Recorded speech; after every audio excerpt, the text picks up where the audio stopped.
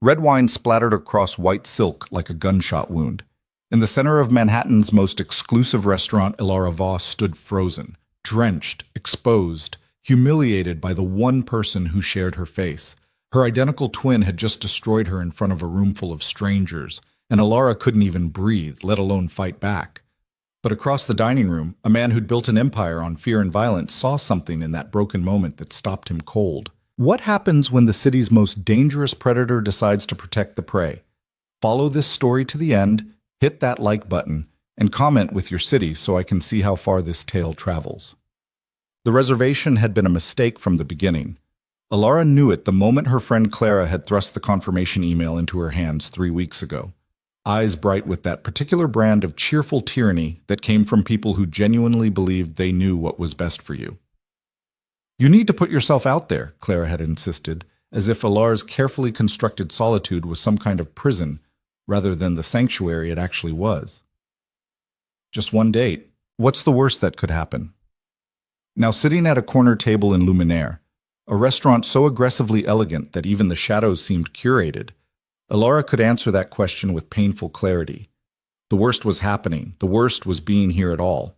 She tugged at the sleeves of her cream silk blouse, pulling the fabric down over her wrists in a gesture so habitual she barely registered doing it anymore. The restaurant hummed with the kind of cultivated sophistication that made her skin crawl. Crystal chandeliers casting warm light over tables where beautiful people conducted beautiful conversations with the ease of those who'd never spent an evening at home wondering if their own company was enough.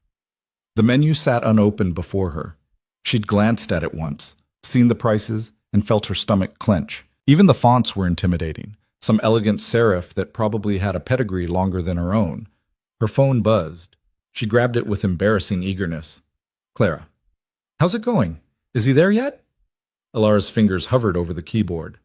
The truth, that she'd arrived 20 minutes early because the thought of walking in to find her date already waiting had sent her anxiety into a spiral, seemed too pathetic to type out. Ilara. Not yet, still waiting. Clara. Don't be nervous. You look amazing. He's gonna love you. The lie was kind, at least. Ilara had chosen her outfit with the same careful calculation she applied to everything. Nothing too bold, nothing too memorable. Cream silk blouse, gray slacks, minimal jewelry. The art of being present without being seen, a skill she'd perfected over 28 years of trying not to take up too much space in the world. She glanced toward the entrance again, dreading the moment her date would arrive. Michael something. Finance, according to his profile. A friend of Clara's boyfriend. The setup had all the hallmarks of disaster, but refusing would have meant another lecture about her self-imposed isolation, and sometimes it was easier to just surrender. The restaurant sommelier glided past her table, and Ilara immediately dropped her gaze, studying the white tablecloth as if it contained secrets. She could feel the weight of other diners' eyes, or imagined she could. The couple 3 tables over, laughing too loudly. The business dinner happening near the windows, all sharp suits and sharper ambitions. Every single person seemed to belong here in a way she fundamentally didn't. Miss, would you care for something while you wait? The server's voice was professionally gentle, but Ilara still flinched. She looked up, briefly, just long enough to be polite, and shook her head. Just water, please, thank you. Of course. The server moved away with the soundless efficiency of someone who'd learned to read discomfort and respond with discretion. Ilara checked her phone again. 7:43 p.m. Michael was now 13 minutes late. The rational part of her brain whispered that traffic in Manhattan was unpredictable, that 13 minutes was nothing. The louder, meaner part suggested he'd looked her up online, found her thoroughly unremarkable, and decided to ghost her before even meeting. She wouldn't blame him. The water arrived in a glass so pristine it looked like crystallized air. Ilara murmured her thanks without making eye contact and took a sip, trying to slow her racing heart. This was fine. She was fine. In another hour, maybe less, this would be over. She could go home, change into her comfortable clothes, make tea, and return to the quiet, predictable safety of her apartment and her art books and her, well, look what we have here. The voice cut through Ilara's thoughts like a blade through silk, familiar, sharp, and carrying just enough volume to turn heads at nearby tables. No, not here. Not now. Alara's fingers tightened around her water glass as she slowly, reluctantly raised her eyes. Vera stood beside the table, and of course she looked perfect. She always did. Same face, same bone structure, same dark hair. But where Alara wore hers in a simple, forgettable style, Vera's fell in deliberately tousled waves that probably required an hour and $200 to achieve. Her dress was red, crimson really, the color of fresh wounds, and cut to display exactly the right amount of skin. Confident. Commanding. Everything Alara had never managed to be. "Vera." Alara's voice came out smaller than she'd intended. "What are you doing here?" "Having dinner, obviously." Vera's smile was all teeth and no warmth. "Though I have to say I'm surprised to see you here. Luminaire isn't exactly your speed, is it? Too many people. Too much visibility." The emphasis on the last word landed like a slap.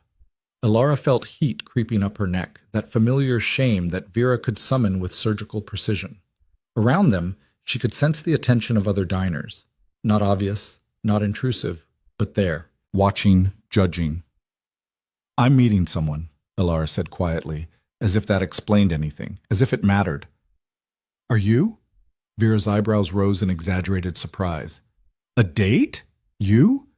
I didn't know they were running a charity event tonight."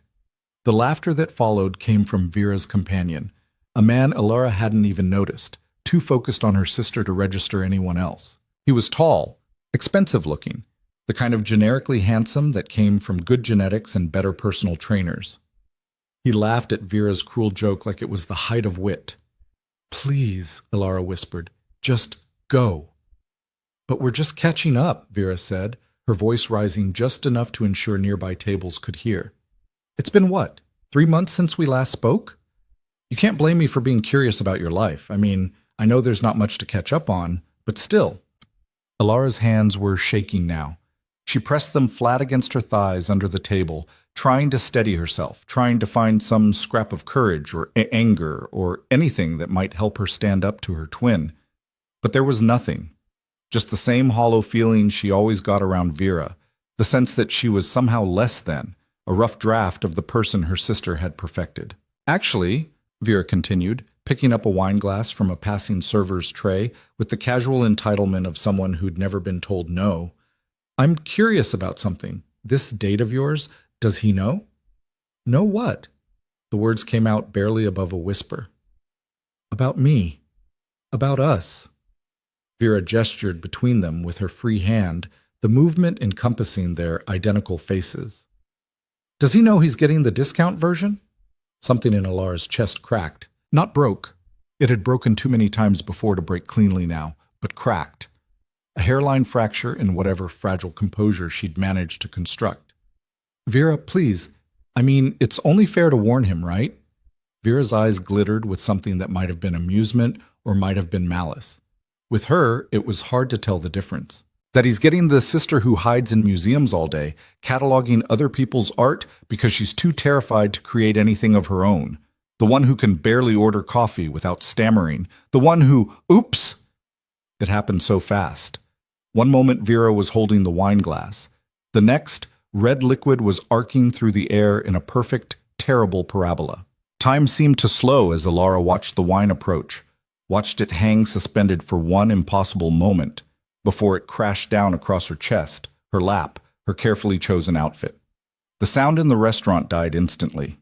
Cold. The wine was cold, not warm like blood, though the color was close enough.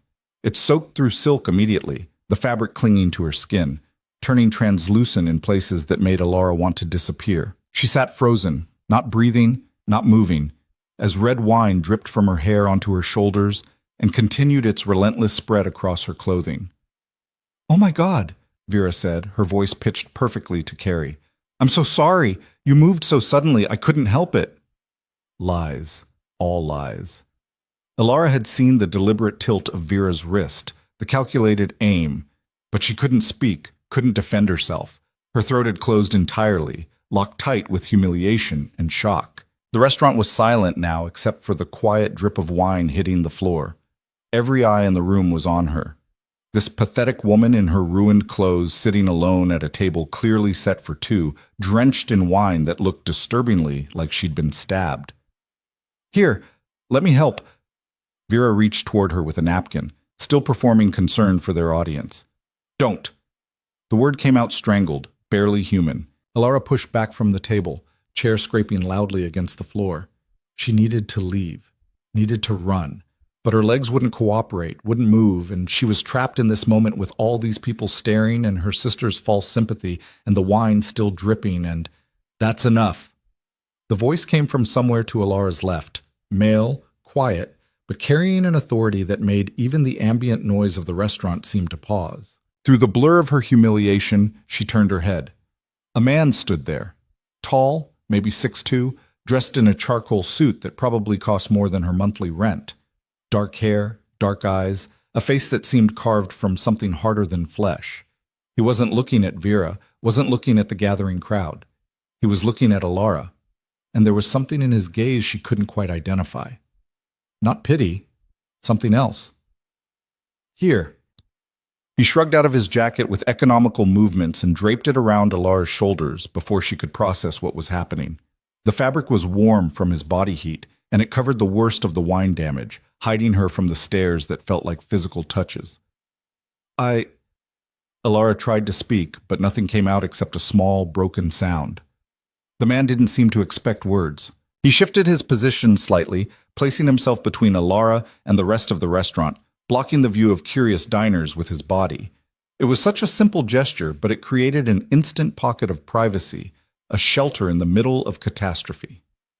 "Sir, I don't think," Vera started, her performative concern cracking slightly. "I wasn't talking to you." The man's voice remained quiet, but something in it made Vera take a step back. He glanced at her then, a brief flick of his eyes that seemed to catalog and dismiss her in the same moment. "Your table is over there, I believe. You should return to it." "Who the hell do you think—" "Now!" One word. That's all it took. Vera's companion was already backing away, suddenly fascinated by something across the room. Vera herself hesitated, her face cycling through surprise, indignation, and then something that looked almost like fear before settling on cold fury. "This is a private matter," she said. "Then you should have kept it private." The man's attention had already returned to Alara, dismissing Vera as thoroughly as if she'd ceased to exist. "Can you stand?" Alara nodded, not trusting her voice. With the jacket around her shoulders, she felt fractionally more human, though the wine was still cold against her skin and her hands were still shaking and she could still feel the weight of all those eyes. "My car is outside," the man continued. "I can have my driver take you home, or anywhere else you'd prefer." I don't know you." The words came out in a whisper, but at least they came. "No," he agreed. "You don't. But I know what it looks like when someone's being deliberately hurt, and I don't tolerate it in my presence." There was something in the way he said it, not gallant, not performative, just factual.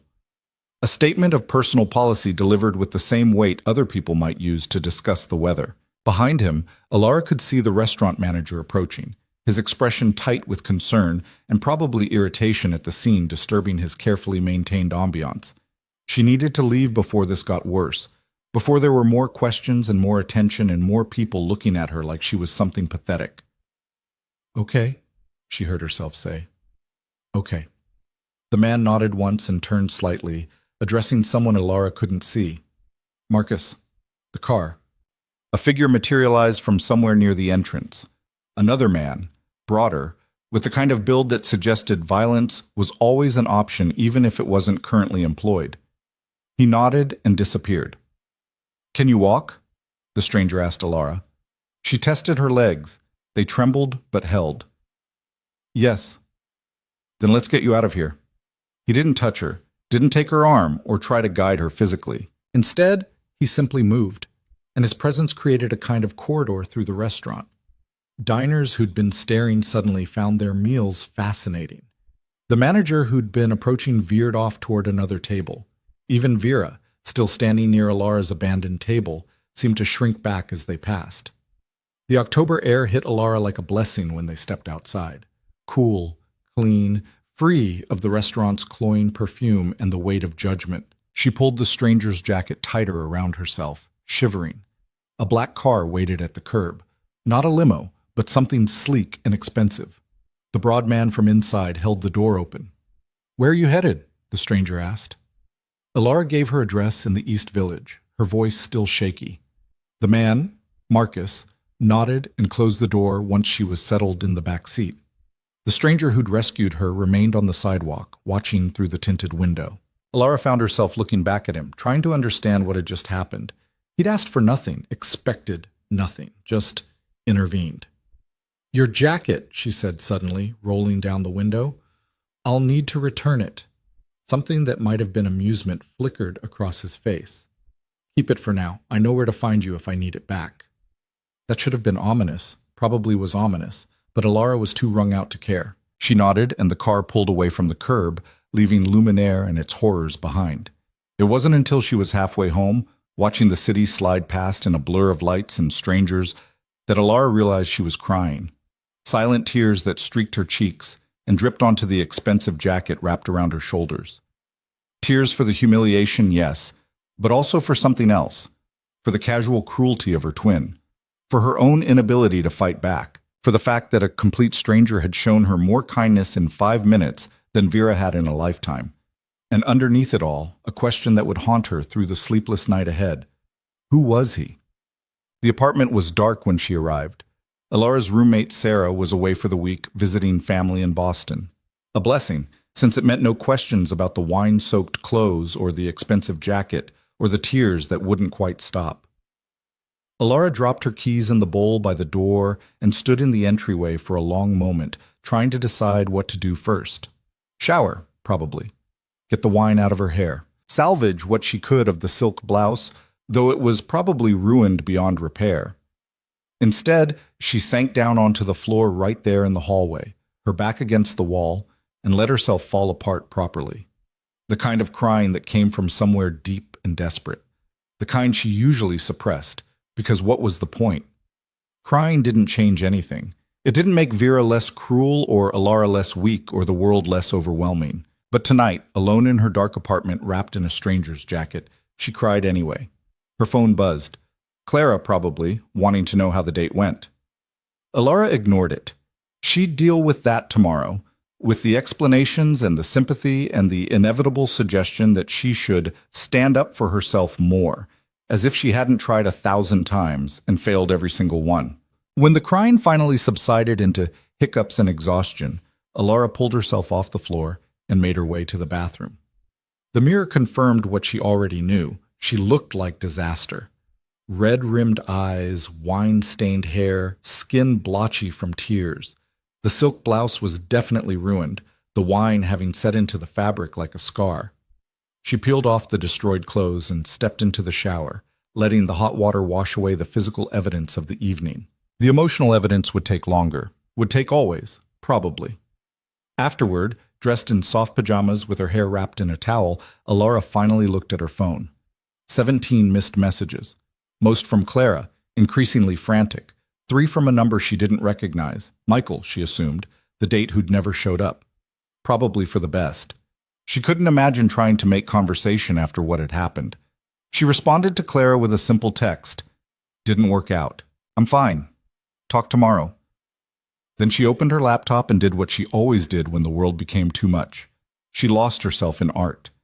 The Metropolitan Museum's digital collection spread across her screen, thousands of images cataloged and categorized and safe.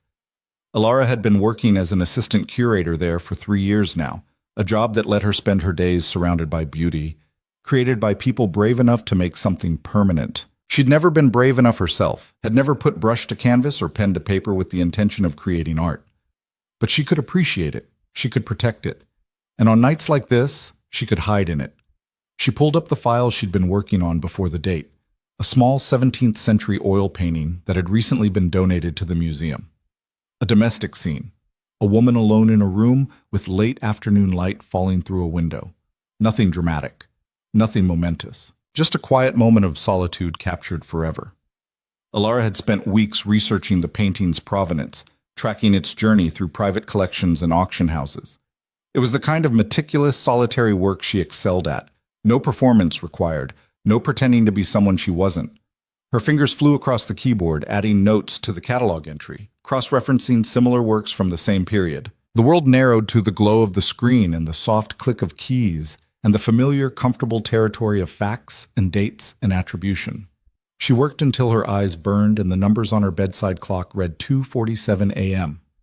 Only then did she close the laptop and crawl into bed, the stranger's jacket still draped over her desk chair where she'd carefully hung it. Sleep came in fragments, interrupted by half-dreams where wine spilled in endless loops and crowds of strangers laughed while Alara stood frozen and unable to speak. In one dream, the dark-eyed man from the restaurant appeared, but instead of offering his jacket, he simply looked at her with an expression she couldn't read and walked away. She woke at dawn feeling like she'd been through a war. The weekend passed in a haze of avoidance. Clara called 6 times. Alara answered none of them, sending increasingly brief texts that promised she was fine, just tired, just needed some space. By Sunday evening, Clara seemed to accept defeat and stopped calling. Vera didn't reach out at all, which was somehow worse than if she had. The silence felt intentional, calculated, a reminder that the humiliation at Luminaire had been just another Tuesday for her sister, not worth following up on, already forgotten. Monday arrived with reluctant autumn sunshine and the obligation to return to the real world. Alara dressed with extra care, as if the right combination of neutral colors and unremarkable accessories could serve as armor against whatever the week might bring. The museum was quiet when she arrived, still 30 minutes before it opened to the public. She loved this time, the galleries empty and echoing, the art patient and permanent in the early light. She could breathe here in a way she couldn't anywhere else. "Alara, there you are." She turned to find Daniel, the senior curator, bearing down on her with his usual caffeinated intensity. He was 50-something, rail-thin, and possessed the kind of manic energy that came from spending too much time around objects that had outlived entire civilizations. "Morning, Daniel." "Morning? Yes, good. Listen, we've got a situation with the Baroque acquisition. The provenance documentation is raising some questions. Nothing serious, but the director wants eyes on it before the board meeting Thursday. Can you prioritize it?" Of course. Relief flooded through her. Work. Problems she could solve, questions with actual answers. "Excellent. Also, someone came by looking for you on Friday afternoon. Man, didn't leave a name, said he'd come back." Alara's stomach dropped. "Did he say what he wanted?" "No, and I didn't ask. You know me, allergic to small talk." Daniel was already walking away, his mind clearly on the 17 other crises competing for his attention. Probably a donor. You know how they like to feel personally connected to the staff. But Alara did know the museum's major donors, at least by sight. And something in her gut said this visitor had nothing to do with charitable giving. She spent the morning buried in provenance documentation, tracking an oil painting's journey from a Roman palazzo through 2 world wars and 3 continents. The work was exacting and demanded complete attention, exactly what she needed to keep her mind off the disaster at Luminaire. Lunch came and went. She ate a granola bar at her desk, too absorbed in a 1940s auction catalog to bother with the cafeteria. The afternoon bled into evening. The museum closed at 5:30, and Alara finally surfaced from her research at 6, blinking in the fluorescent light of her office like something emerging from hibernation. Her phone showed 2 missed calls from an unknown number. No voicemail. She gathered her things slowly, suddenly reluctant to leave the museum's safety for the unpredictable world outside. But the security guard was making his rounds, and she couldn't stay forever, much as she might want to. The October evening had turned cold, proper autumn settling in now. Alara pulled her coat tighter and headed for the subway, her mind already half-focused on the evening ahead. Dinner? Probably just toast. Maybe some work on the catalog entry she'd been drafting, definitely an early night. She made it 3 blocks before she realized someone was following her. It wasn't anything obvious. No footsteps speeding up. No one calling her name. Just a prickling awareness at the back of her neck, the sense of being watched that she'd learned to trust over years of trying to make herself invisible. Alara stopped at a crosswalk, risking a glance behind her. A figure stood half a block back, partially obscured by evening shadows and other pedestrians. Too far away to identify, but definitely there. Definitely watching. Her heart kicked into overdrive. She turned back around, forcing herself to breathe normally. It was nothing. Paranoia. New York was full of people walking in the same direction on any given street. It didn't mean the walk signal lit up. Alara crossed with the crowd, then made an impulsive turn down a side street she didn't normally take. If it was nothing, the person would continue straight. If it was something, she counted to 10, then glanced back. The figure had turned too. Panic now, bright and chemical. Alara walked faster, her practical flats clicking against the pavement. The side street was quieter than the main avenue. Fewer people, more shadows. Bad choice. She should have stayed where there were crowds. MafiaBoss? The voice came from directly ahead of her this time, and she nearly screamed. A man stepped out from a doorway. Not the one who'd been following her, someone new. Tall, suited, the kind of professional anonymity that screamed corporate security or law enforcement. Yes? Her voice came out strangled. I need you to come with me, please. I don't know you. Mr. Cade sent me. The man's expression remained neutral, professionally blank. He'd like to speak with you. Cade. The name meant nothing to her, but the man said it like it should, like it was explanation enough. I don't know any Mr. Cade, Alara managed, already backing away. I think you have the wrong person. The jacket, the man said patiently, from Luminaire on Friday night. Mr. Cade would like to retrieve it and speak with you if you're amenable. The stranger. The dark-eyed man who'd given her his jacket and asked for nothing in return.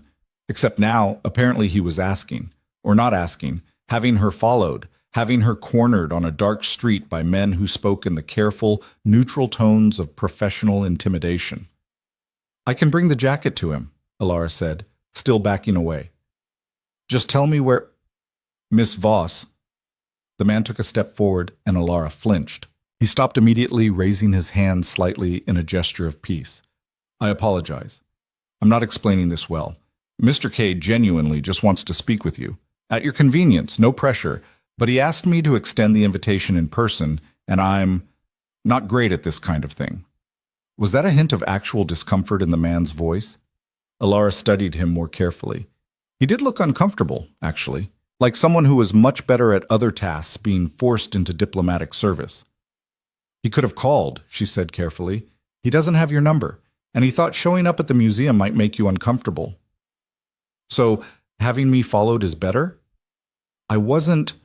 The man sighed. Point taken. Look, I have a card. It has an address. Mr. Cade would appreciate it if you'd visit at your earliest convenience. That's all. No obligation. He extended a small card, black with silver embossing. Alara took it without getting too close, holding it like it might bite. Adrian Cade, the Meridian Penthouse. An address in Tribeca.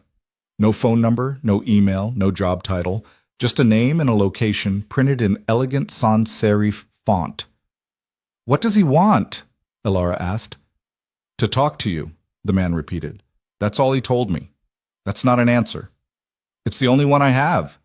The man was already stepping back, melting into the evening shadows. The invitation stands. No expiration.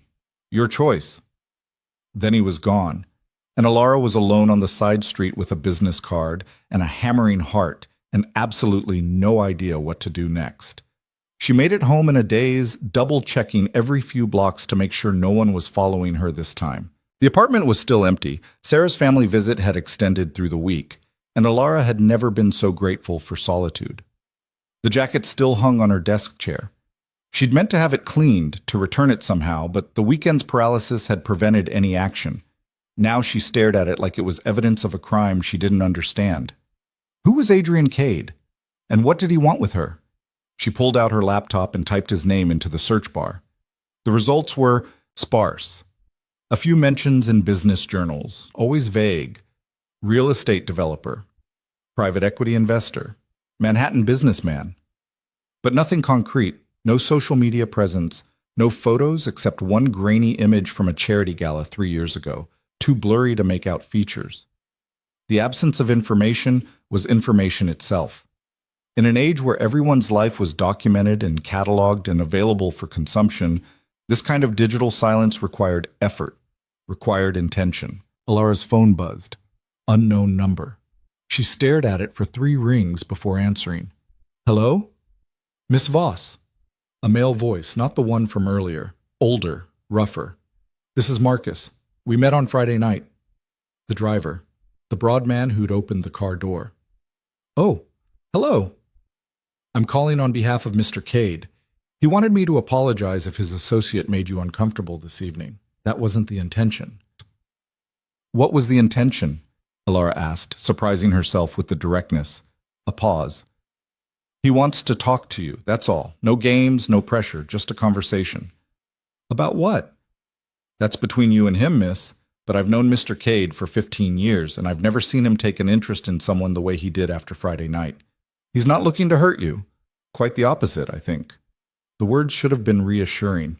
Instead, they settled in Alara's chest like stones. Someone taking an interest in her was never good news. It meant visibility. It meant expectations. It meant the possibility of disappointing yet another person who'd momentarily thought she might be worth knowing. I don't know, she whispered. That's fair, Marcus said. But think about it. And Miss Voss? The offer of protection stands, whether you visit or not. Protection from what? From anyone who tries to humiliate you in public again. Mr. Cade was very clear on that point. The line went dead before Alara could respond. She sat in her dark apartment, turning the black business card over and over in her hands, trying to decide if Adrian Cade was her salvation or another disaster waiting to unfold. Outside, the city hummed its eternal song, car horns and distant sirens, and the compressed life of 8 million people trying to carve out space for themselves in the world. And somewhere in that chaos, a man she didn't know was thinking about her, for reasons she couldn't fathom. Alara set the card on her desk, next to the jacket, and tried to convince herself she wouldn't use either one. She was still trying when she finally fell asleep near midnight, and she was still trying when she woke the next morning. But the card went into her wallet anyway, just in case. Just in case. The card stayed in Alara's wallet for 3 days, a small rectangle of weight she could feel through the leather every time she reached for her Metro card or her ID. She didn't look at it, didn't need to. The address had burned itself into her memory within seconds of reading it the first time. Wednesday morning brought rain, the kind of persistent drizzle that turned Manhattan into a study in gray. Alara stood at her office window, watching water streak down the glass, and tried to focus on the authentication report she was supposed to be reviewing. The words kept blurring together, her mind drifting back to Friday night, to dark eyes and quiet authority, and the question that wouldn't stop circling, what did Adrian Cade want? Her phone buzzed. Clara, again. The 7th call since Monday. Alara sent it to voicemail and immediately felt guilty. Clara meant well. She always meant well. But Alara couldn't face the inevitable questions, couldn't explain what had happened at Luminaire without reliving every excruciating second. You look like death. Alara turned to find her colleague James leaning against her doorframe, coffee in hand. He was 35, perpetually rumpled, and possessed the kind of blunt honesty that would have mortified Alara if she tried it herself. Thanks, she said dryly. I'm serious. When's the last time you slept? He stepped into her office without invitation, settling into the chair across from her desk. And don't tell me last night because those circles under your eyes say otherwise. I'm fine. Right. And I'm the Queen of England. James took a long sip of his coffee, studying her over the rim. Want to talk about it? Not really. Fair enough. He didn't leave, though. Just sat there in comfortable silence, which was one of the things Alara actually liked about him. James didn't need to fill every quiet moment with noise. You know, Daniel's worried about you, asked me to check in. Daniel's worried about the Baroque acquisition, Alara corrected. Not me. He can worry about both. Revolutionary concept, I know. James set his coffee down and leaned forward slightly. Look, I know we're not exactly best friends or whatever, but if something's going on, something bad, you can tell someone. You don't have to carry it alone. The kindness was worse than indifference would have been. Alara felt her throat tighten and looked away quickly, blinking hard. I'm handling it. Okay. James stood, retrieving his coffee. But the offer stands, and for what it's worth, whoever made you look like this? They're an asshole. He left before Alara could respond, which was probably for the best, since she had no idea what to say anyway. The afternoon crawled by. Alara forced herself through the authentication report, then moved on to cataloging a new shipment of prints from an estate sale in Connecticut. Busy work, mostly, but it kept her hands occupied and her mind from spiraling too far into dangerous territory. At 4:30, her phone rang. Unknown number. She almost didn't answer, but some masochistic impulse made her swipe to accept. Hello? Alara. One word, but she knew the voice immediately. Vera. Of course it was Vera. What do you want? Alara's hand tightened around the phone. That's a nice greeting for your sister. Vera's voice carried that particular lilt it got when she was enjoying herself. I wanted to check on you, make sure you were okay after that unfortunate incident Friday night. Unfortunate incident. As if it had been an accident, as if Vera hadn't orchestrated every humiliating second. I'm fine, Alara said flatly. Are you? Because I heard something interesting about a man who stepped in. Very protective, apparently. A pause, deliberate and calculated. Who was he, Alara? None of your business. Oh, but it is my business. See, we share a face, you and I. And if some powerful man is taking an interest in you, well, that affects me too, doesn't it? Ice spread through Alara's chest. Stay away from him. From who? You haven't even told me his name. Vera laughed, bright and cruel. But you will. Or I'll find out myself. You know I always do. The line went dead. Alara sat frozen, staring at her phone. Vera knew about Adrian. Somehow she knew, which meant she'd been asking around, digging, using that razor-sharp focus she employed when she wanted something. The authentication report swam before Alara's eyes. She couldn't focus, couldn't think past the cold certainty settling in her bones. Vera wouldn't let this go. She never let anything go, especially not when it involved Alara having something, or someone, that Vera didn't. Before she could talk herself out of it, Alara pulled the black card from her wallet and typed the Meridian's address into her phone. 20 minutes by subway, 15 if she walked fast enough. She was out the door before her rational mind could catch up. The rain had stopped, leaving the street slick and reflective. Alara walked quickly, her heart pounding a rhythm that matched her footsteps. This was stupid, reckless. She should go home, lock her door, pretend none of this was happening. But Vera's voice kept echoing in her head, promising interference, promising disaster. And underneath the fear was something else, something she barely recognized, anger. Not the hot, explosive kind she'd never been able to access, but a cold, determined fury at the idea of Vera poisoning this too, whatever this was. The Meridian rose 30 stories into the darkening sky, all glass and steel and money.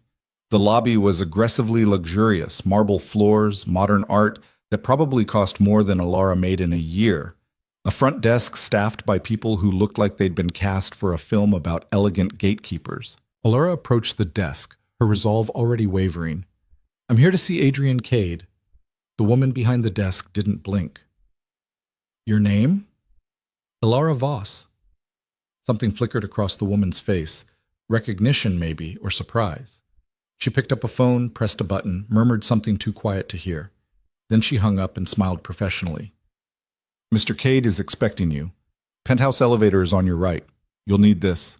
She handed Alara a sleek black keycard. The elevator was empty, silent except for the soft hum of machinery. Alara watched the floor numbers climb, her stomach dropping with each ascending digit. What was she doing? She didn't know this man. Didn't know anything about him except that he'd been kind once, and his absence from the internet suggested things she probably didn't want to examine too closely. The doors opened directly into a penthouse apartment. Not a hallway, not a landing. The elevator simply released her into a space so vast and open that Alara's first instinct was to step back inside and press the lobby button. Floor-to-ceiling windows looked out over Manhattan, the city spread below like a carpet of light. The furniture was minimal, expensive, chosen by someone who understood that true luxury was restraint. Miss Voss? Adrian Cade stood near the windows, backlit by the city. In the restaurant, she'd registered him as tall and dark-eyed and compelling. Here, in his own space, he was something else entirely. Dangerous, maybe, or just powerful in a way that made the air feel different. Mr. Cade, her voice came out steadier than she'd expected. Adrian, please. He moved away from the windows, and the movement was controlled, economical, nothing wasted. Thank you for coming. I wasn't sure you would. I wasn't sure either. That's a hint of something, amusement, maybe, crossed his face. Honest. I appreciate that. He gestured toward a seating area. Can I offer you something? Water? Coffee? Water would be good. Alara perched on the edge of a chair that probably cost more than her monthly rent, trying not to look as terrified as she felt. Adrian poured water from a crystal pitcher, handed her the glass, then settled into the chair across from her. Not too close, leaving space, like he understood that proximity was a threat in itself. I should return your jacket, Alara said, latching onto the concrete thing she could control. I had it cleaned. It's at my apartment. Keep it. Adrian's eyes hadn't left her face. It looks better on you anyway. The comment should have been smooth, practiced. Instead, it landed like simple observation, stated fact rather than flirtation. Why did you help me? The question escaped before Alara could stop it. At the restaurant. Adrian was quiet for a moment, considering. When he spoke, his voice was measured. Because I know what cruelty looks like. And I don't tolerate it. You don't know me. No, he agreed. But I know enough. What does that mean? It means I've spent my life around predators, Miss Voss. I recognize the hunting patterns. What your sister did to you, that was calculated, designed to cause maximum damage with minimum consequence to herself. The kind of tactical cruelty that comes from practice. The accuracy of it stole Alara's breath. She took a sip of water to cover her reaction, but Adrian saw anyway. Of course he did. You've looked into me, she said. Yes. That's invasive? Probably, but I make it a point to understand situations before I involve myself in them. He leaned back slightly. You're an assistant curator at the Met. You've worked there for 3 years. Before that, you got your master's at NYU in art history. You live in the East Village with a roommate named Sarah Chen. You don't have social media. You keep to yourself. And you have an identical twin sister who seems to take pleasure in making your life hell. Each fact landed like a small violation. Alara set her water glass down carefully, trying to process the strange mix of anger and something else she didn't want to name. You had me investigated. I had you researched. There's a difference. Not from where I'm sitting. Fair point. Adrian didn't apologize, though, didn't try to justify or explain away what he'd done, just acknowledged her discomfort and moved on. Your sister called you today. What did she want? The shift in topic threw her. How do you know that? Because she called me too, or tried to. Left a message with my assistant claiming to be you and wanting to arrange a meeting. Oh no, no, no, no. Alara felt the bottom drop out of her stomach. What did you call her back? No, because the voice on the message was wrong. Too confident. Too smooth. Adrian's expression darkened slightly. Your sister is planning something. I thought you should know. She always is. The words came out bitter, tired. That's just Vera. She sees something she wants and she takes it. Doesn't matter who gets hurt. What does she want from me? Not you. What you represent. Alara looked down at her hands twisted together in her lap. Power. Access. Whatever she thinks being associated with you might give her. Vera's always been like that. Always needed to be the center of attention. The one everyone wanted. And you? The question was soft but direct. Alara forced herself to meet Adrian's eyes. I just want to be left alone. To do my work and come home and not have to perform for anyone. Is that pathetic? It's honest. Adrian stood, moved to the windows. The city lights painted shadows across his face. I'm going to tell you something, and you're not going to like it. Alara's hands tightened. Okay. Your sister won't stop. People like her, they don't know how. They see boundaries as challenges, refusal as temporary obstacles. She'll keep pushing until she gets what she wants, or until someone makes her stop. I can't make her stop. I've tried. For 28 years I've tried. I know. Adrian turned to face her. But I can. The offer hung in the air between them, tempting and terrifying in equal measure. Alara stood, suddenly needing distance from this man and his dangerous promises. Why? She asked. Why would you do that? You don't know me. You don't owe me anything. What do you want from this? Adrian was quiet for a long moment. When he spoke, his voice was careful, like he was choosing each word with precision. I want you to not flinch when someone approaches you. I want you to be able to sit in a restaurant without looking like you're waiting for an attack. I want you to stop making yourself small. That's not an answer. It's the only one I have right now. He moved closer, and Alara forced herself not to step back. But if you need something more concrete, I'm interested. In you. In who you are when you're not being systematically diminished by someone who should protect you. You don't know who I am. Then let me find out. It was too much, too fast, too everything. Alara shook her head, backing toward the elevator. I should go. This was a mistake. Alara, thank you for helping me Friday night, but I don't. She couldn't finish the sentence, couldn't articulate the tangle of fear and want and self-preservation that was choking her. Adrian didn't try to stop her, just watched as she jabbed the elevator button, as the doors slid open, as she stepped inside. But before they could close, he spoke again. When she comes for you, and she will, call me. Please. The door shut on his words, and Alara was alone in the descending elevator, her heart racing and her hands shaking and her mind spinning with questions she didn't have answers for. She made it halfway home before the tears started.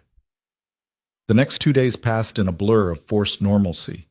Alara threw herself into work with manic focus, staying late at the museum, volunteering for projects no one else wanted, anything to keep her mind occupied, to avoid thinking about Adrian's offer or Vera's threat or the way she'd run like a coward from the first person in years who'd looked at her and seen something worth protecting.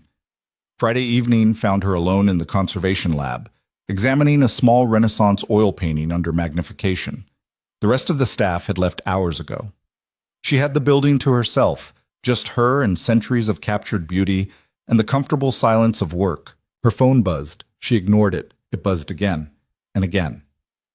Sighing, Alara pulled off her magnification glasses and checked the screen. 7 missed calls from Sarah, her roommate. That was unusual. Sarah respected Alara's work hours, never called unless it was important. Alara dialed back, and Sarah picked up before the first ring finished. Oh, thank God, Alara, where are you? At work. What's wrong? Someone's been here. At the apartment. Looking for you. Ice flooded Alara's veins. What? Who? I don't know. A woman. She said she was your sister, but something felt off. She was pushy, demanding, wanted to know where you were when you'd be back. I told her I didn't know, and she got aggressive. What did she look like? Like you, obviously. Same face, same height, but different. Harder somehow. She had this way of looking at you, like she was calculating things. Vera. Of course it was Vera. Did you let her in? Alara was already packing up her things, her hands moving on autopilot.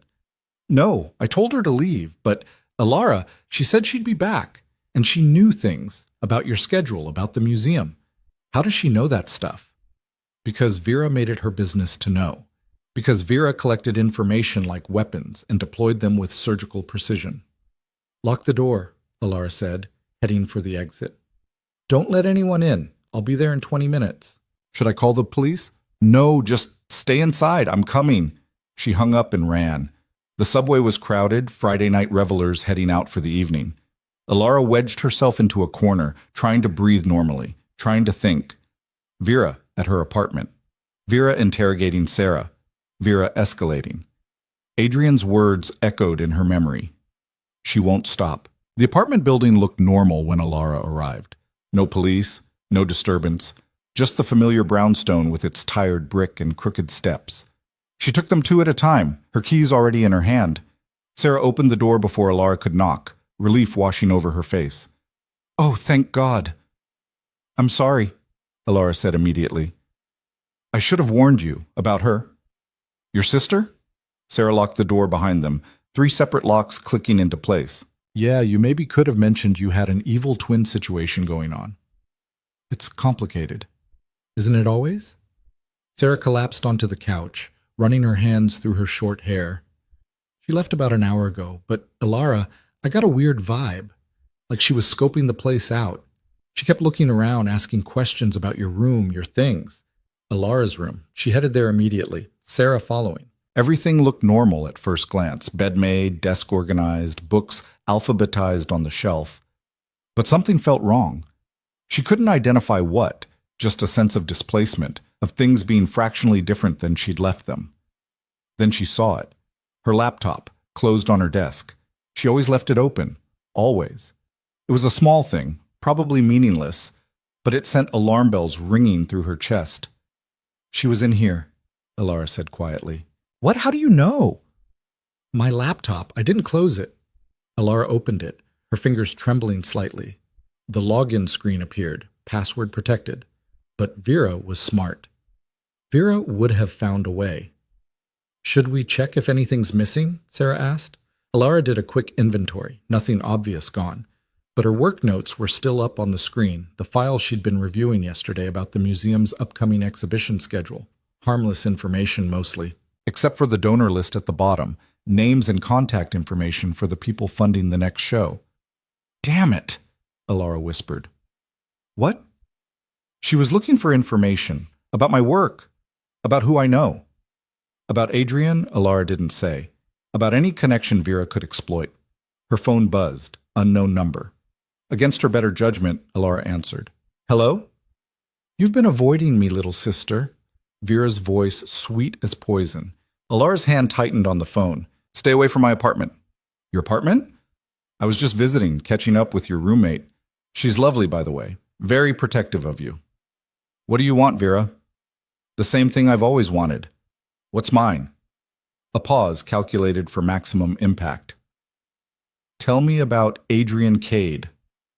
There it was, the real reason for everything. Alara closed her eyes, fighting the urge to hang up, to run, to disappear. There's nothing to tell. Liar. I know he helped you at Luminaire. I know you went to see him. I know he has money and power and connections that could be very useful to the right person. Vera's voice sharpened. So here's what's going to happen. You're going to introduce us, properly. And you're going to step aside while I remind him that he doesn't need the damaged copy when he can have the original. He's not interested in you. He will be. Once I show him what you can't. The confidence in Vera's voice was absolute, unshakable. You've never been able to keep anything, Alara. Not friends, not opportunities, certainly not men. What makes you think this will be different? Because Adrian saw through you already, Alara wanted to say. Because he recognized the hunting pattern. Because for once in her life, someone had chosen her over the performance Vera could provide. But saying any of that would only make things worse. Leave him alone, Alara said instead, her voice barely above a whisper. Or what? You'll stop me. Vera laughed. We both know you won't. You never do. You just fold like you always have, like you always will. It's pathetic, really. The line went dead. Alara stood in her violated room, holding her phone, and felt something inside her finally break. Not the way it had broken before, not fracturing into smaller, more fragile pieces. This was different. This was the breaking that came before transformation, the shattering that made space for something new. Sarah was watching her with concern. You okay? No. Alara pulled the black business card from her wallet, stared at the embossed letters. But I'm done running. She dialed before she could change her mind. Adrian answered on the second ring. Alara. She was at my apartment, going through my things, and she just called, demanding I introduce you. The words tumbled out fast, pressured. You were right. She won't stop. Where are you now? Home. My roommate's here. Stay there. I'm sending a car. Pack a bag. What? No, Alara. His voice was gentle but firm. She knows where you live. She's escalating. You're not safe there. I can't just leave. I have work tomorrow, and none of that matters if she hurts you. Please, let me help. The please did it. That small word offered without expectation, without manipulation, just a request. Okay, Alara heard herself say. Okay. 20 minutes later, she was in the back of a black car with a hastily packed duffel bag and Sarah's worried face receding in the rearview mirror. The driver, Marcus, the same one from Luminaire, said nothing, just navigated through traffic with professional efficiency. They didn't go to the Meridian. Instead, Marcus pulled up to a different building in Chelsea, smaller, less ostentatious. He handed Alara a key. Mr. Cade owns the top floor. You'll be safe here. He'll be by later once he's handled some business. What kind of business? Marcus's expression darkened slightly. The kind that ensures your sister understands boundaries. Then he was gone, and Alara was alone in an unfamiliar apartment with floor-to-ceiling bookshelves and comfortable furniture and windows that looked out over the city like a promise or a threat, depending on how you chose to see it. She dropped her bag by the door and sank onto the couch, suddenly exhausted. This was insane. She was in a stranger's apartment, hiding from her own sister, trusting a man she barely knew because he'd been kind once, and because she was desperate, and because something in his eyes suggested he understood the particular kind of damage Vera inflicted. Her phone buzzed.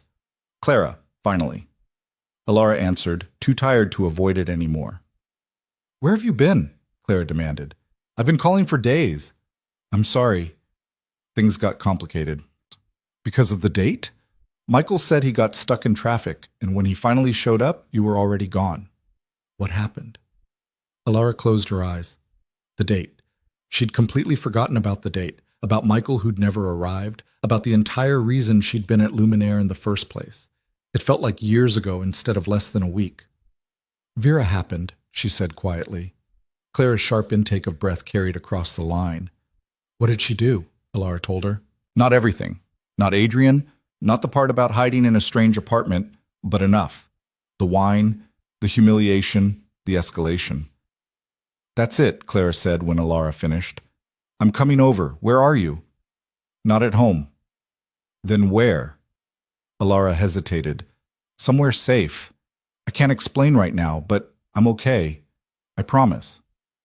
Alara Voss, if you're in danger, I'm not. I'm being careful. I just need some time to figure things out. They talked for a few more minutes, Clara extracting promises to check in daily, to call if anything changed, to not do anything stupid. Alara agreed to all of it, knowing that what she was already doing probably qualified as stupid by most definitions. After they hung up, the apartment settled into silence. Alara explored slowly, trailing her fingers along book spines, examining art on the walls. Everything spoke of careful curation, of someone who understood beauty and restraint. It reminded her of the museum in a way. Same quiet reverence for things worth preserving.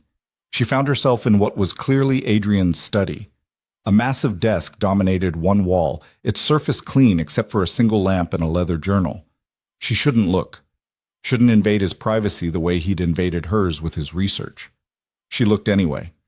The journal was filled with neat handwriting, notes and observations and occasional sketches. Nothing personal, mostly business, names and figures and strategic observations. But tucked into the back pages, she found something different. A sketch of a woman at a restaurant table, her face turned away, her shoulders curved inward like she was trying to disappear. It took Alara a moment to recognize herself. The detail was remarkable. The exact angle of her hunched posture, the way her hand gripped her water glass, the careful study of someone who'd been watching without her knowledge. But there was something else in the sketch, too, something in the line work that suggested not cruelty or objectification, but curiosity. Wonder, even. I drew that the night we met. Alara spun, nearly dropping the journal. Adrian stood in the study doorway, still in his coat, looking exhausted in a way that somehow made him seem more human. I'm sorry, she said immediately. I shouldn't have... It's fine. He moved into the room, shrugging off his coat. You're allowed to know the person you're trusting. Am I? Trusting you? I hope so. Adrian took the journal gently from her hands, studying the sketch. You looked so small that night, so determined to take up as little space as possible. It made me angry. Why? Because no one should have to live like that, especially not someone like you. You don't know what I'm like. Then tell me. Adrian set the journal down and met her eyes. Tell me who Alara Voss is when her sister isn't actively trying to destroy her. It was a challenge and an invitation and possibly the most terrifying question anyone had ever asked her. Because Alara didn't know the answer, didn't know who she was separate from the fear and the shame and the constant grinding effort of trying to be invisible. I don't know, she admitted. Then maybe, Adrian said quietly, it's time to find out. The silence that followed Adrian's words stretched thin between them, fragile as spun glass. Alara wanted to look away, to break eye contact and retreat into the familiar safety of invisibility, but something in his steady gaze held her in place. He wasn't demanding an answer, just waiting, patient in a way that suggested he had all the time in the world. "I like quiet places," she finally said, her voice barely above a whisper. "Museums after hours, libraries, anywhere the world feels paused. I like art that no one else pays attention to, the small paintings in corners, the ones without drama or spectacle. I like tea better than coffee. I read the same books over and over because new ones feel like too much risk." She paused, embarrassed by how mundane it all sounded. "That's not very interesting." "It's honest," Adrian said. "That makes it interesting." "You say that a lot, about honesty." "Because it's rare." He moved to the window, and Alara found it easier to breathe without his full attention on her. "Most people I know have spent so long performing that they've forgotten what's real underneath. You haven't. That's worth something. Or it means I'm just bad at performing. Maybe it means you're good at being yourself." Adrian turned back to her. "Have you eaten? It's past 9. The subject change was so abrupt that Alara almost laughed. "No, I came straight here." "Then let's fix that." He headed toward what she assumed was the kitchen. "I'm not much of a cook, but I can manage pasta. You're not allergic to anything?" "No." Alara followed him, feeling off balance. This wasn't how she'd imagined the evening going, hiding in a strange apartment, watching a man who commanded enough power to frighten her sister make pasta like it was the most normal thing in the world. The kitchen was smaller than the other rooms, efficient rather than showy. Adrian moved through it with the same economy of motion he applied to everything else, pulling ingredients from cabinets, setting water to boil. His sleeves were rolled up now, exposing forearms marked with old scars, thin white lines that spoke of violence survived. Alara found herself staring at them until Adrian noticed. "Knife fight," he said simply, following her gaze. "Long time ago. I was younger and stupider." "What were you fighting about?" "Territory, money, the usual things men fight about when they're too proud to walk away." He added salt to the water, not looking at her. "I've done a lot of things I'm not proud of, Alara. You should know that before you decide to trust me." "Are you trying to scare me?" "I'm trying to be honest with you. Same thing you're doing for me." The pasta was simple: olive oil, garlic, herbs, parmesan. They ate at the kitchen island, sitting on stools that were just uncomfortable enough to keep the moment from feeling too domestic, too intimate. Adrian asked her about the museum, and Alara found herself talking about her work in a way she rarely did: the satisfaction of tracing a painting's history, the puzzle of authentication, the quiet thrill of discovering something everyone else had missed. "You love it," Adrian observed. "Your whole face changes when you talk about it." It's the only place I've ever felt like I belonged." Alara pushed pasta around her plate. "Pathetic, right? That I'm more comfortable with dead artists than living people." "Not pathetic, self-aware." Adrian stood, collecting their plates. "Though I think you sell yourself short on the living people front. You've known me for a week, less than a week. Long enough to see what you can't." He rinsed the dishes, his back to her. "You're not weak, Alara. You're just careful. There's a difference." Before she could respond, Adrian's phone buzzed. He checked it, and something in his expression shifted, hardened into the version of himself that had made Vera's companion back down at Luminaire. "What is it?" Alara asked. "Your sister." Adrian set the phone on the counter. "She's outside the Meridian, demanding to see me." Ice spread through Alara's chest. "How did she know you'd be there?" "She didn't. She's been there for 3 hours, according to building security. Just waiting." Adrian's voice was flat, emotionless. "Do you want to know what she told them?" Alara wasn't sure she did, but she nodded anyway. "That she's you, that we had plans tonight and I stood her up, that she's worried about me." Adrian finally looked at Alara, and his eyes were cold in a way that should have frightened her but somehow didn't. "She's committed to the performance." "What are you going to do?" "Nothing. Let her wait. Let her understand that I'm not interested in whatever game she's playing." He picked up his phone again, typed something. "I'm having Marcus make it clear that if she returns, she'll be escorted off the property by police." "That'll just make her angrier." "Good. Angry people make mistakes." Adrian moved back around the island, studying Alara's face. "You're scared of her." It wasn't a question. but Alara answered anyway. Yes. Why? What's the worst thing she's ever done to you?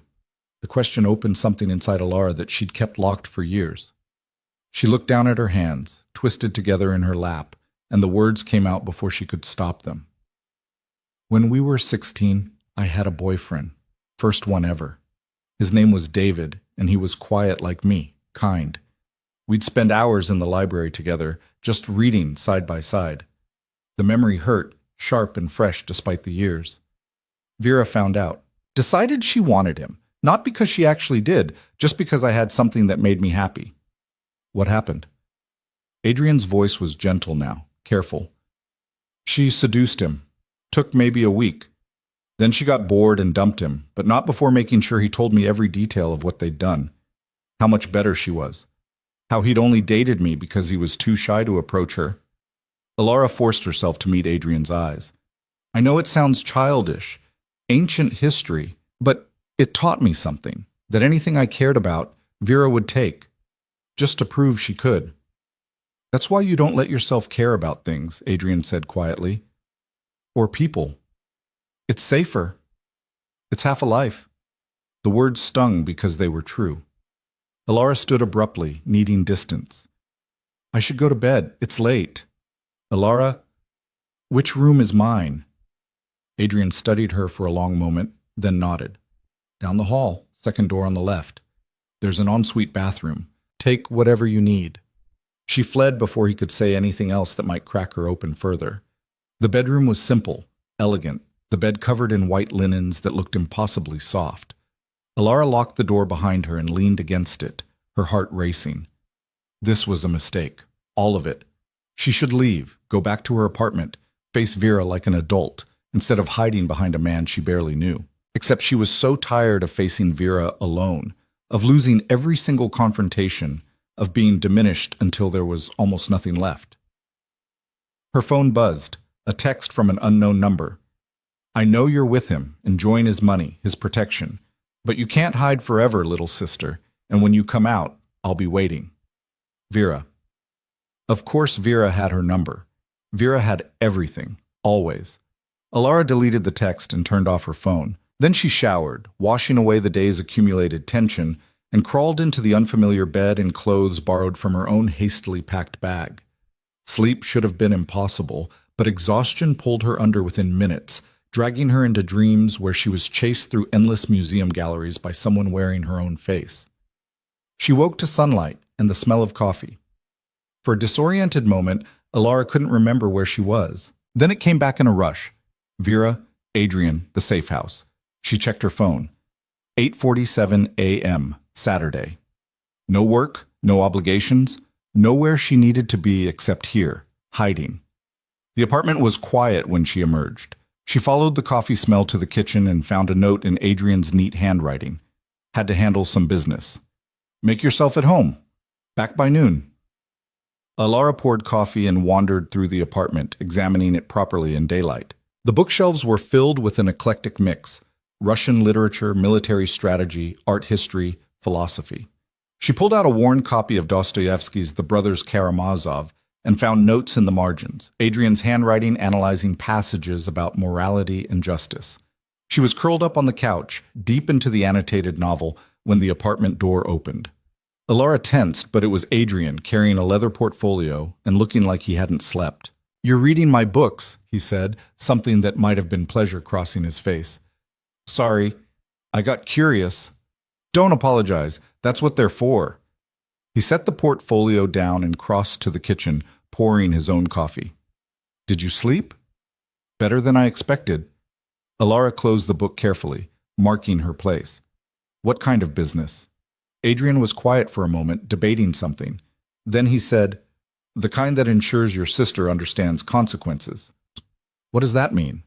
It means I made some calls, applied some pressure in places where it matters. He took a long sip of coffee. Vera works in PR, correct? For a firm in Midtown? Yes. How did you write research? Her firm has several clients who are, let's say, friendly to my interests. As of this morning, those clients have been advised that Vera's continued employment represents a liability.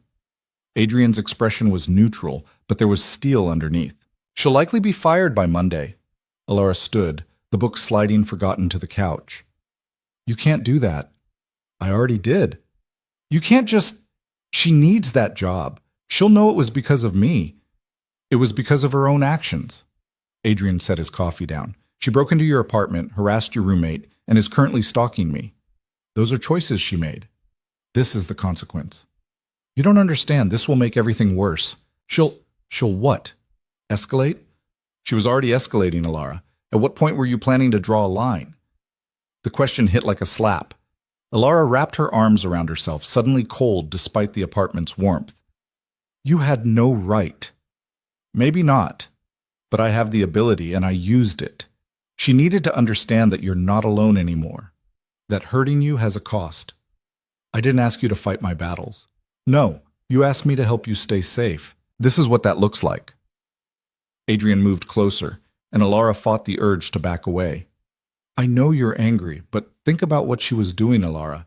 Think about where this was headed. She wasn't going to stop, not until she'd taken everything from you, including... He cut himself off, but Alara heard the unfinished thought anyway, including me. He meant himself, this strange, dangerous man who'd somehow decided she was worth protecting.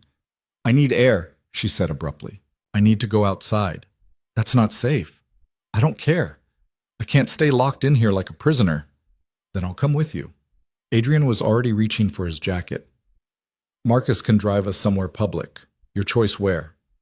They ended up in Central Park, walking paths that Alara had traversed hundreds of times, but that felt different with Adrian beside her. Marcus followed at a discreet distance, close enough to respond to trouble, but far enough to give the illusion of privacy. The October air was crisp, the trees showing off their autumn colors like they were competing for attention. Families picnicked on the grass. Runners passed in steady streams. Normal people living normal lives, unaware that Alara's entire world was fracturing into something unrecognizable. I'm sorry, Adrian said finally, for overstepping. I should have consulted you first. Why didn't you? Because I knew you'd say no, that you'd tell me to leave it alone, to let Vera do whatever she wanted because fighting back seemed worse than surrender. He stopped walking, turned to face her. But you're wrong about that, Alara. Surrender doesn't make you safe. It just makes you a permanent target. You don't know what it's like, being the weak one, the broken one, the one who can't... Yes, I do. The words came out sharp, cutting through her protest. You think I built what I have by being strong from the beginning? I was weak once, broken, and people like your sister, people who hunt vulnerability like it's sport, they almost destroyed me. Alara stared at him, seeing past the composed exterior to something raw underneath. What happened? I learned to become someone they couldn't destroy, someone who fought back harder than they fought. Adrian's jaw tightened. I'm not saying it was right. There are things I did, lines I crossed, that I can't undo. But I'm still here, and the people who tried to break me aren't. The implication was clear, and it should have frightened her. Instead, Alara felt something else, a dark, shameful relief that someone was finally willing to treat Vera the way Vera treated everyone else. I don't want to be like her, Alara whispered. Cruel, vindictive. You're not. Fighting back isn't the same as being cruel. It's just refusing to die quietly. Adrian started walking again, and Alara fell into step beside him. Your sister has spent your entire life convincing you that you're less than her, that you deserve what she does to you. But she's wrong, Alara. And deep down she knows it. That's why she can't leave you alone. What do you mean? If you were really nothing, really as worthless as she wants you to believe, she wouldn't need to keep proving it. The fact that she does means she's afraid. Of what? Of the possibility that you might realize you don't need to be invisible to survive, that you could step into the light and still be okay. They walked in silence for a while, the park unfolding around them in shades of gold and amber. Alara tried to imagine it, being visible, being seen, without the constant fear of judgment or attack. It felt impossible, like trying to picture a color that didn't exist. Her phone buzzed. She turned it back on that morning, a decision she was already regretting. The text was from Clara. Vera called me, said you're in danger, that some man is controlling you. She sounds really worried, Elle. What's going on? Alara showed the message to Adrian, who read it with an expression of grim unsurprise. She's establishing a narrative, he said, making herself the concerned sister, me the villain. By the time this is over, she'll have convinced everyone that she was trying to save you. Should I respond? That's up to you, but anything you say will be used as ammunition. Your sister is very good at weaponizing other people's care. Alara typed out a response carefully. I'm safe. I promise. Vera is lying. She broke into my apartment and has been stalking me. Please don't believe anything she says. I'll explain everything soon. Clara's response came almost immediately. Okay, I trust you, but Elle, please be careful. This all sounds really scary. I am. I have help. She pocketed the phone and found Adrian watching her with an expression she couldn't quite read. What? She asked. You're starting to fight back. Small steps, but they count. Texting my friend isn't exactly fighting. It is when the alternative is staying silent and letting your sister control the story. Adrian gestured toward a bench overlooking the lake. Can we sit for a minute? There's something I need to tell you. Dread pooled in Alara's stomach, but she sat. Marcus maintained his distance, a watchful presence at the edge of her peripheral vision. Your sister has been busy, Adrian began. She's made contact with several of my business associates, posing as you, trying to arrange meetings, gather information about my operations. I'm sorry. Don't apologize for her. That's not why I'm telling you this. Adrian's expression was serious. I'm telling you because she's not just trying to seduce me or steal whatever she thinks I represent. She's trying to find leverage, which means she's planning something bigger than public humiliation. Like what? I don't know yet. But people don't gather intelligence unless they're planning to use it. He paused. There's something else. I had my people look deeper into Vera's background. Did you know she's in significant debt? Credit cards, personal loans, some money owed to people who aren't particularly forgiving about late payments. Alara's stomach dropped. No, I didn't know. I think that's what this is really about. Not me specifically, but what I represent, access to money, to power, to a way out of whatever hole she's dug herself into. Adrian's voice softened slightly. Which makes her more dangerous, Alara. Desperate people take risks they wouldn't normally consider. What kind of risks? Adrian didn't answer immediately. When he did, his words were careful, measured. The kind that involve removing obstacles, permanently. The implications settled over Alara like ice water. You think she'd hurt me? Actually hurt me? I think she'd convince herself it was justified, that you were standing in the way of her survival, that you'd forced her hand. Adrian turned to face her fully. I've seen it before, Alara. Seen people rationalize terrible things when they're backed into corners, and your sister has already proven she doesn't have normal boundaries when it comes to you. Alara stood abruptly, needing to move. This is insane. She's my sister. We shared a womb. She wouldn't. But even as she said it, doubt crept in. Because Vera had never treated their shared DNA as a bond. Only as a competition, Alara was perpetually losing. I hope I'm wrong, Adrian said quietly. But until I know for sure, I need you to stay somewhere safe, with people who can protect you. For how long? Until we find out what she's planning, until we can neutralize whatever threat she represents. He stood, moved to stand beside her. I know this isn't what you wanted, any of this, but we're past the point of hoping she'll just go away. They walked back toward where Marcus waited with the car, the autumn afternoon turning cold as clouds moved in. Alara felt numb, disconnected from her own body. A week ago, her biggest problem had been a blind date she didn't want to go on. Now she was hiding from her own sister, trusting a man who operated in moral gray areas she didn't fully understand, and confronting the possibility that Vera's cruelty might have limits darker than anything Alara had imagined.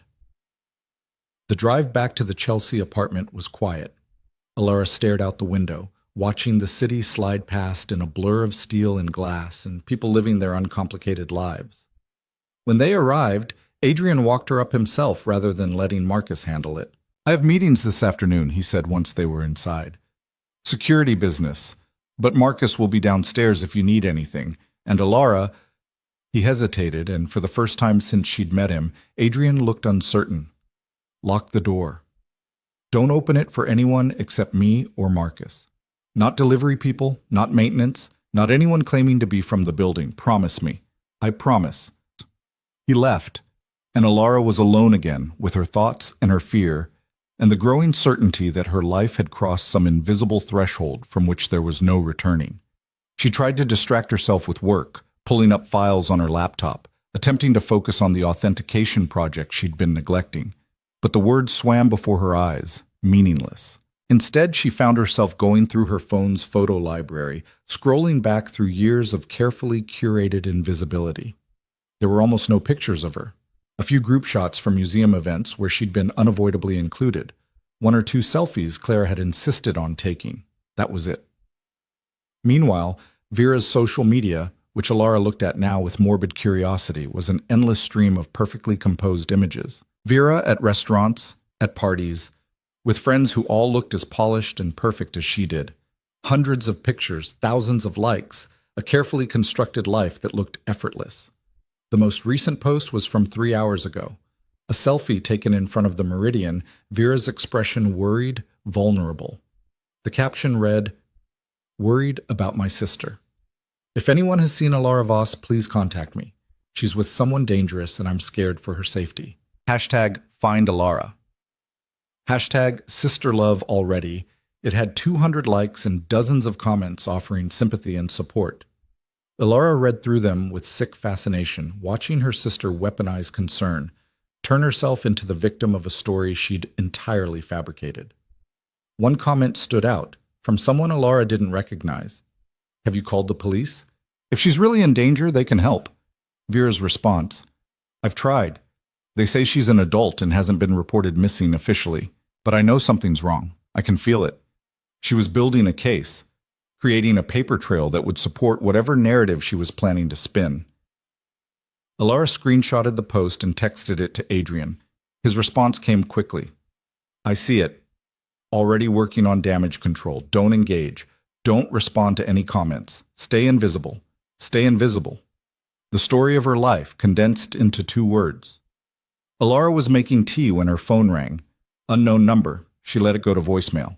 Then listened to the message immediately, some self-destructive impulse making her press play. "Alara, it's me." Vera's voice, sweet and concerned. "I know you probably don't want to talk to me right now. I know things got out of hand at the restaurant, but I'm worried about you, little sister. This man you're with. I've been asking around. He's dangerous. Connected to things you don't understand. Please, come home, or at least call me so I know you're okay. I love you. I'm sorry for everything. Please." The performance was flawless. If Alara hadn't known better, hadn't spent 28 years learning to decode Vera's manipulations, she might have actually believed it.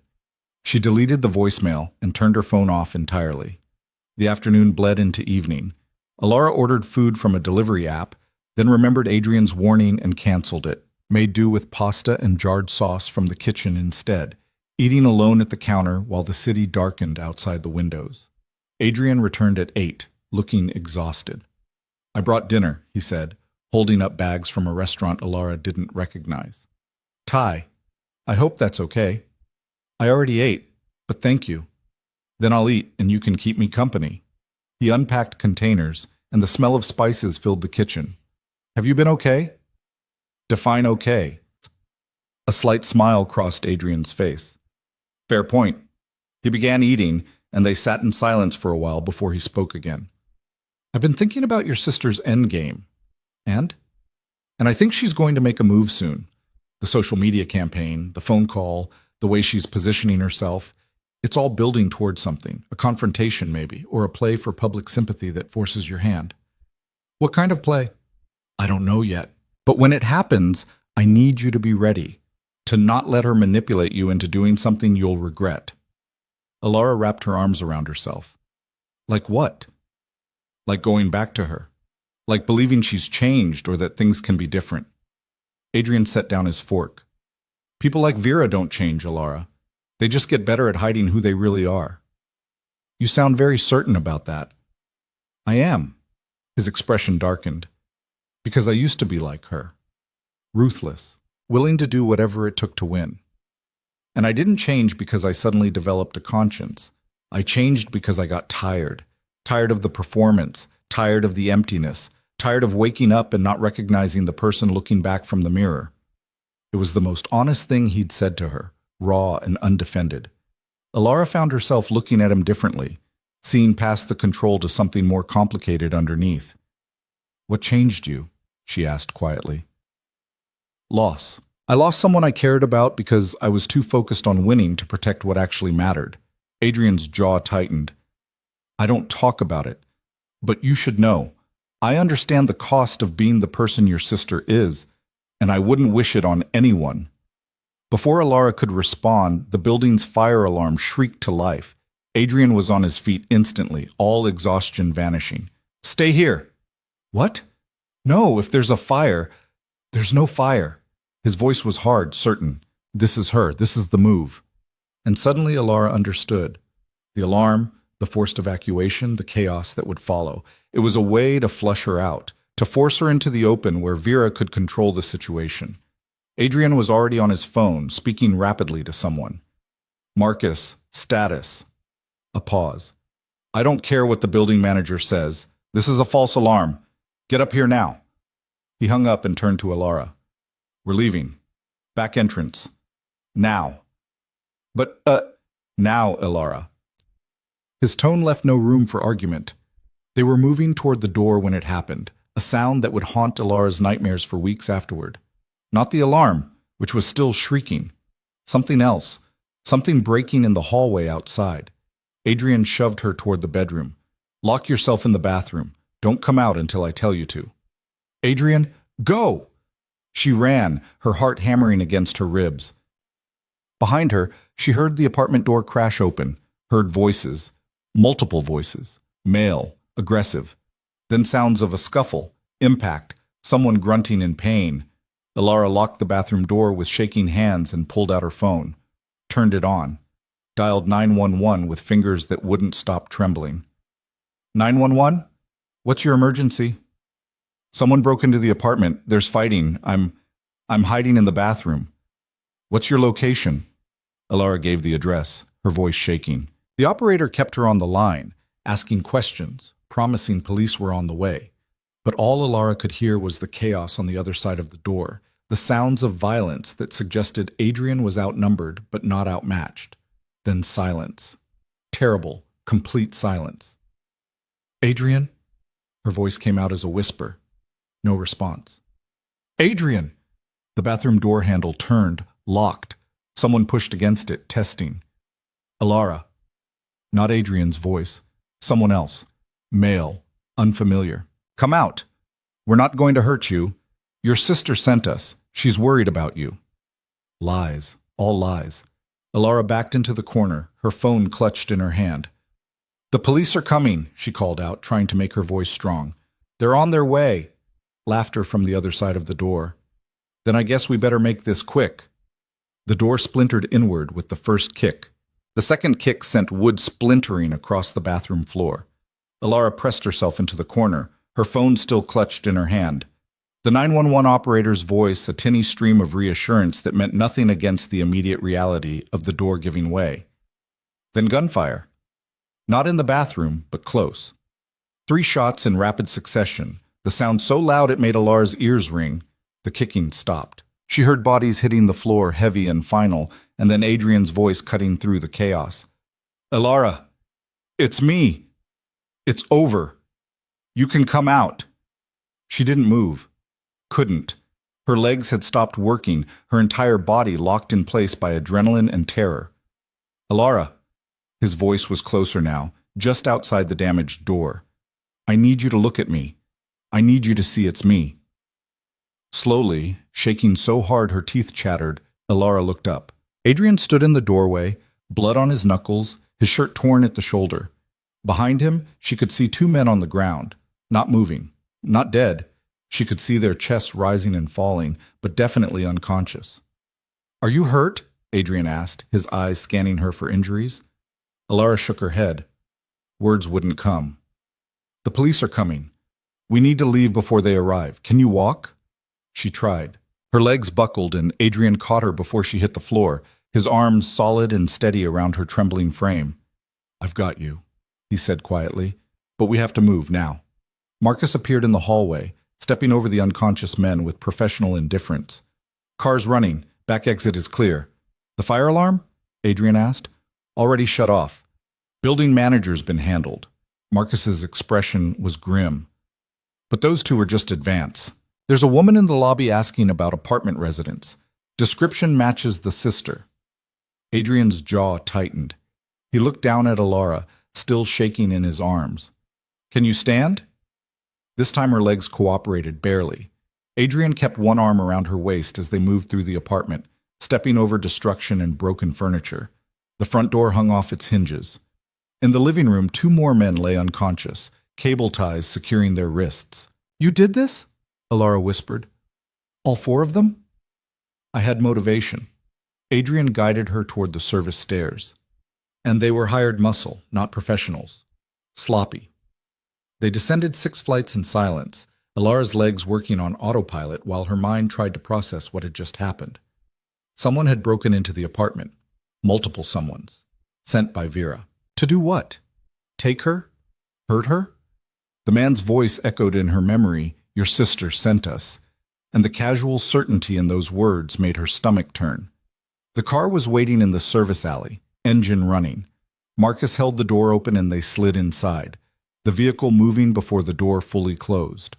Alara caught a glimpse of police cars pulling up to the building's main entrance, lights flashing against the darkness. Where are we going? She asked. Somewhere safer. Adrian pulled out his phone, typed rapidly, I underestimated your sister's resources. That won't happen again. Those men. Did you kill them? No, though I considered it. His voice was flat, matter of fact. But dead bodies bring complications we don't need right now. Alara pressed her hand to her mouth, fighting nausea. This was real. This was actually happening. Her sister had hired men to break into an apartment and take her, and only Adrian's violence had prevented whatever came next. I'm going to be sick, she managed. Marcus had a bag ready before she finished the sentence, like he'd done this before. Alara threw up while the car moved through Manhattan traffic, her entire body rejecting the reality it couldn't process. Adrian held her hair back with one hand, his other hand rubbing small circles on her back until the heaving stopped. Sorry, she gasped. Don't be. Adrenaline crash is normal. Adrian handed her a bottle of water. Small sips. The water helped. So did the breathing exercises Adrian talked her through, his voice calm and steady until her heart rate slowed from sprint to merely elevated. By the time the car stopped, Alara could almost think again. They'd arrived at what looked like an industrial building in Brooklyn, all brick and metal and no obvious signage. Marcus led them through a loading dock to an elevator that required a key card and a fingerprint scan. The doors opened onto a space that was part apartment, part fortress, reinforced walls, security monitors, the kind of setup that suggested serious people took serious precautions here. What is this place?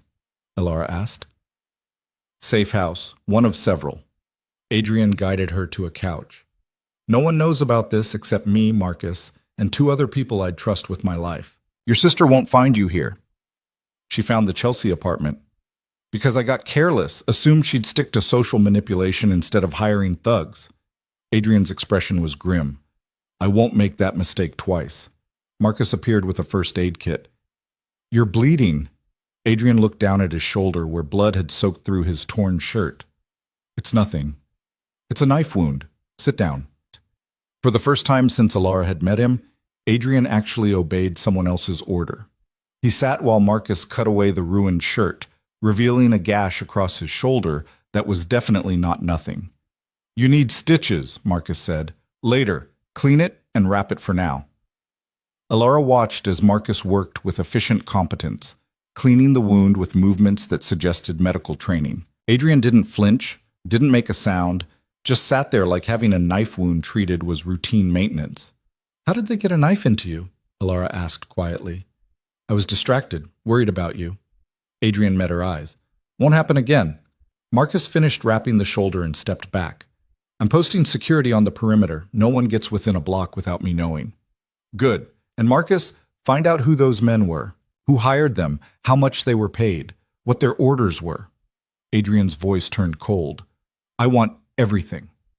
Marcus nodded and left. Alara and Adrian sat in silence for a long moment, the weight of what had just happened settling over them like concrete.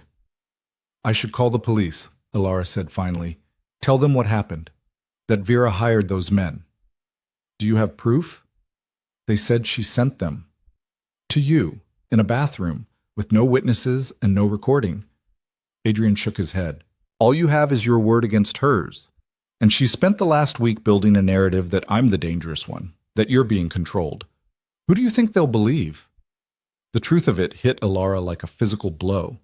Vera had been planning this, laying groundwork, establishing a story that would make Alara look unreliable, Adrian look predatory, and herself look like the concerned sister trying to save a sibling in danger. So she just gets away with it? Alara's voice broke. She tries to have me kidnapped, and there's no consequence? I didn't say that. Adrian stood, moving to the windows. Outside, Brooklyn spread in a grid of lights and shadows. But we need to be smart about this. Legal consequences require evidence, witnesses, proof. Right now, we have none of those things. Then what do we do? Adrian turned to face her, and there was something in his expression that Alara had seen before but never directed at her. Cold calculation, strategic assessment, the look of someone planning a war. We make her come to us, he said, on our terms. And when she does, we make sure there are witnesses, evidence, everything needed to ensure she can't talk her way out of consequences. How? By giving her what she wants. A meeting, a confrontation, but controlled, documented, and with backup ready to intervene the moment she makes her move. Adrian moved back to the couch, sat beside her. But Alara, I need you to be honest with me. Can you face her? Can you stand in front of your sister and not fold? Could she? Alara had spent 28 years folding, retreating, making herself smaller. The instinct was so ingrained it felt like breathing. But something had shifted tonight. Watching those men break through the door, hearing the certainty in their voices, understanding that Vera had escalated from cruelty to actual violence, it had burned away some essential layer of denial that Alara had wrapped around herself like armor. Vera wasn't going to stop, wasn't going to get bored and move on to other targets. This was personal in a way that transcended sibling rivalry into something darker, more obsessive. I don't know, Alara admitted, but I can't keep running forever. That's not what I asked. Alara met his eyes. Then no. I don't know if I can face her without folding, but I'm willing to try. That's enough. Adrian pulled out his phone. I'm going to make some calls, get cleaned up, try to rest. Tomorrow we start planning. The bathroom in the safe house was utilitarian. No luxury here, just function. Alara showered, watching the water circle the drain and trying to wash away the adrenaline still coursing through her system. Her hands were finally steady, but her mind kept replaying the moment the door splintered, the sound of gunfire, the casual way Marcus had stepped over unconscious bodies. This was Adrian's world, violence and strategy and calculated responses to threats. A world she'd stumbled into because she'd been kind to her in a moment of humiliation, and now she was in too deep to extract herself without consequences. She dressed in clothes from her hastily packed bag and emerged to find Adrian on the phone, speaking in rapid-fire sentences to someone who kept interrupting. I don't care what it costs, Adrian was saying. I want every piece of documentation on those 4 men by morning. Bank records, phone logs, who they've been in contact with. Everything. A pause. Yes, I'm aware that's not strictly legal. Do it anyway. He hung up and turned to find Alara watching him. You break a lot of laws, don't you? She asked. Only when following them would get people hurt. Adrian set his phone down. Does that bother you? It should. But it doesn't? Alara thought about it honestly. I don't know what bothers me anymore. A week ago, I would have said violence is never the answer. But a week ago, I hadn't watched my sister hire men to kidnap me. Your moral framework is adjusting to new information. That's not weakness. It's adaptation. Adrian moved to the kitchen area, began making tea without asking if she wanted any. But you should know what you're getting into here, Alara. If we do this, if we set a trap for Vera, it's going to get ugly. She'll say things designed to break you. She'll use every insecurity, every fear, every moment of weakness against you. And you'll have to stand there and take it while we gather evidence. Why do I have to be the bait? Because she won't come for me. I'm not what she wants. Not really. Adrian poured tea into 2 mugs. She wants to prove she's better than you, that she can take anything you have. The only way to draw her out is to give her the opportunity to do exactly that. The tea was chamomile, probably chosen for its calming properties. Elara wrapped her hands around the warm mug and tried to imagine standing across from Vera, absorbing her cruelty, not retreating into the familiar pattern of surrender. "What if I can't do it?" she asked quietly. "What if I freeze or fold or just break?" "Then we'll find another way." Adrian sat beside her. "But Elara, I've watched you this past week. You're stronger than you think. You came to my penthouse even though you were terrified. You're here now instead of running back to your apartment. You called 911 when those men broke in instead of just hiding. Those are brave choices. They're survival choices. Sometimes those are the same thing." They sat in silence, drinking tea, until Elara's exhaustion finally caught up with the adrenaline crash. Adrian showed her to a bedroom, sparse, clean, a bed that looked like it had never been slept in. "Try to rest," he said. "Tomorrow's going to be difficult." But sleep was impossible. Elara lay in the dark, staring at the ceiling, her mind racing through scenarios. Vera's face when she realized the trap, the things she'd say, the weapons she'd deploy. 28 years of ammunition loaded and ready to fire. Sometime near dawn, Elara must have dozed off because she woke to daylight and the smell of coffee. She emerged to find Adrian already up, dressed, looking like he'd slept even less than she had. Marcus was there too, along with another man Elara didn't recognize, tall, wire-thin, with the tired eyes of someone who'd seen too much. "Elara, this is Ryan," Adrian said. "He's going to help us with the technical aspects of documenting your sister's confession." "Confession?" Elara accepted the coffee Adrian handed her. "You think she'll just confess to hiring those men?" "If we push the right buttons, yes." Ryan had the kind of voice that suggested he'd rather be anywhere else. "People confess when they think they've already won. When they're gloating. Your sister strikes me as the gloating type." "You have no idea," Elara muttered. "Actually, I do. I've been reviewing her social media, her communications, everything we can access legally and otherwise." Ryan pulled out a tablet, swiped through screens. "She's a narcissist with sociopathic tendencies. She needs validation, needs to be seen as superior. That's her weakness." "How is that a weakness?" "Because it means she can't resist explaining how she won. Can't resist making sure you know exactly how she beat you." Ryan looked up. "So we give her the opportunity? We set up a meeting, wire you for sound and video, and let her talk herself into a corner." Elara's stomach clenched. "Where would this meeting happen?" "Somewhere public but private," Adrian said. "Controlled but believable. My penthouse at the Meridian, maybe. Or a restaurant private dining room. Somewhere she'd believe we chose for the confrontation she thinks she's manipulating us into. And if she doesn't confess? If she's smarter than we're giving her credit for? Then we have documentation of threats, harassment, intimidation. It's not nothing." Marcus spoke from near the window, where he'd been maintaining his watchful silence. "But Adrian's right. She'll talk. Her type always does." The plan took shape over the next several hours. Adrian would reach out to Vera, tell her that Elara wanted to meet, that she was ready to step aside, to let Vera have whatever she wanted, but that she wanted to do it face to face. The bait was dignity, giving Vera the opportunity to witness Elara's surrender personally, to savor the victory in real time. "She'll know it's a trap," Elara said. "She'll suspect," Adrian corrected, "but her need to win will override her caution. That's the bet we're making." They spent the afternoon preparing. Ryan showed Elara the recording equipment, tiny microphones that would be sewn into her clothing, cameras disguised as jewelry, backup recording devices placed throughout whatever location they chose. The technology was impressive and invasive in equal measure. "You'll have a panic word," Ryan explained. "Something you can say that will trigger an immediate response from Adrian and Marcus. They'll be monitoring from another room, ready to intervene the moment things go wrong." "What's the panic word?" "Your choice. Something you'd never naturally say in conversation with your sister." Elara thought about it. "Museum. She hates museums. I never talk about my work around her." "Museum it is." By evening, the plan was set. Adrian would contact Vera through an intermediary, arrange a meeting for the following night at his penthouse.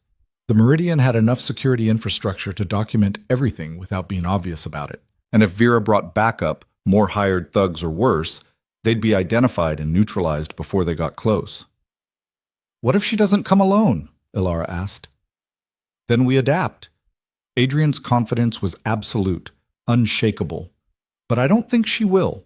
She'll want this victory to be personal, intimate.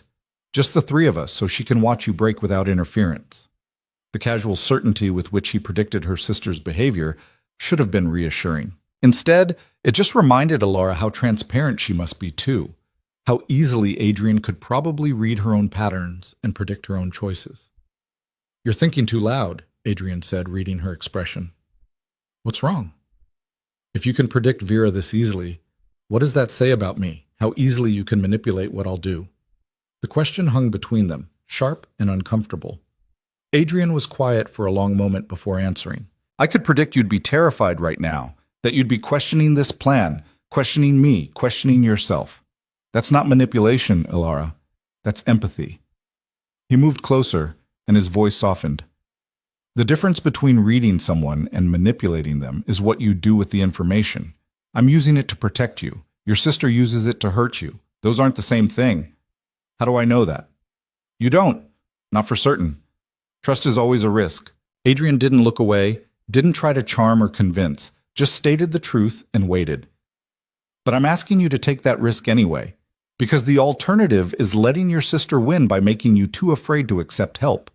Ilara wanted to argue, to find holes in his logic, to protect herself from the vulnerability of trust. But exhaustion and fear and something else, something that felt dangerously like hope, made her nod instead. Okay, she said. Let's do this. The next 24 hours passed in a blur of preparation. Ryan outfitted Ilara with recording equipment, showed her how to position herself for optimal audio and video capture, drilled her on staying calm under pressure. Adrian coached her on what to say, how to draw Vera out without being obvious about it. And Marcus ran security scenarios, planning for every possible contingency. Through it all, Ilara felt disconnected from her own body, watching herself prepare for a confrontation she still wasn't sure she could survive. The girl who'd hidden in museums and made herself small was going to stand across from her sister and refuse to break. It felt impossible. It felt insane. It felt necessary. The day of the meeting arrived with cold rain and gray skies. Ilara dressed carefully, not too formal, not too casual, nothing that would signal she was preparing for battle, just her usual neutral colors, her usual invisibility, with tiny cameras and microphones hidden in seams and buttons. Remember, Ryan said, doing a final equipment check. She can't know you're recording. No looking at cameras, no adjusting microphones, no paranoid behavior. Just be yourself. Terrified? Yes, that's believable. She expects you to be scared. Ryan's expression softened slightly. But Ilara, you're not alone in this. We'll be watching. The moment you say the word, we intervene. Adrian drove her to the Meridian himself, the city sliding past the car windows in streaks of rain and neon. Ilara's hands wouldn't stop shaking. She pressed them against her thighs, trying to still the trembling, but it was useless. She's going to see right through this, Ilara said. She's going to know. Let her suspect.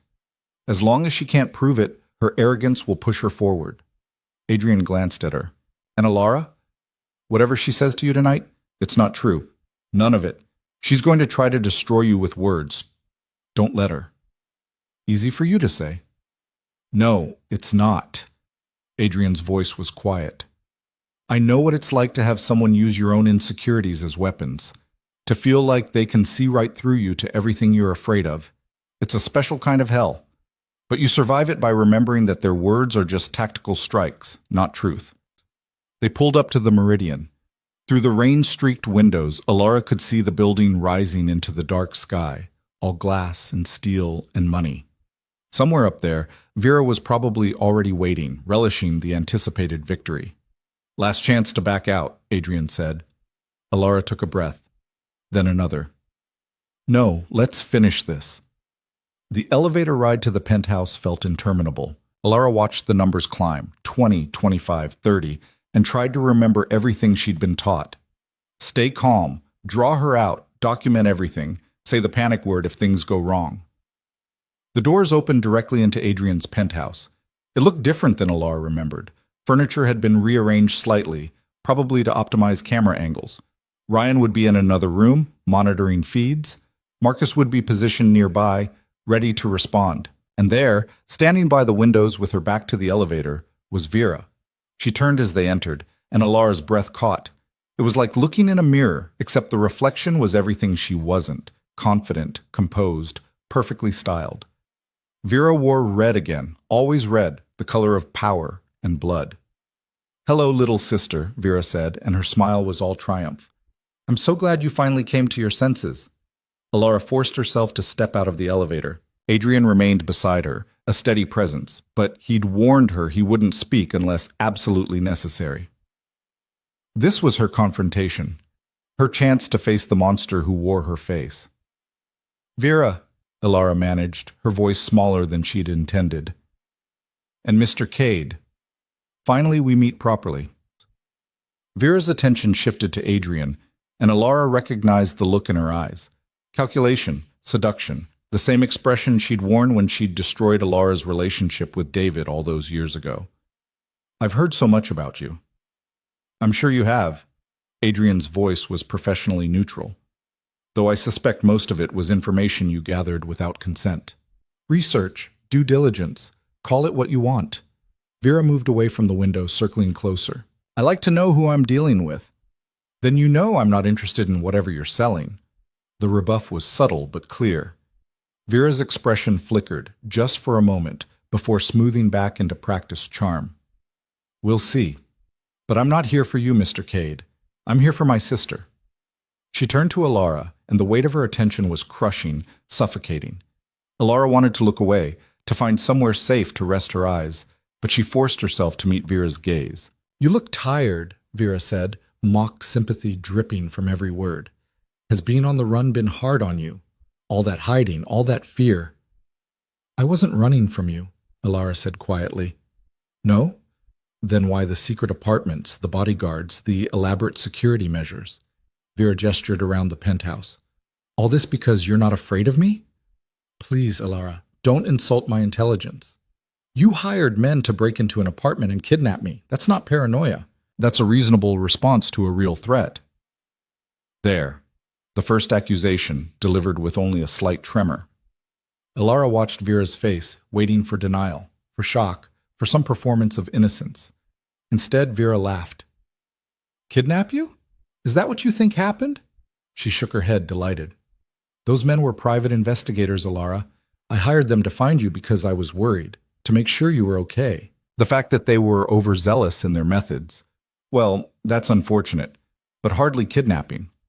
The lie was smooth, practiced, probably rehearsed, but there was something in Vera's eyes, a glitter of satisfaction, that suggested she knew Alara knew the truth and simply didn't care.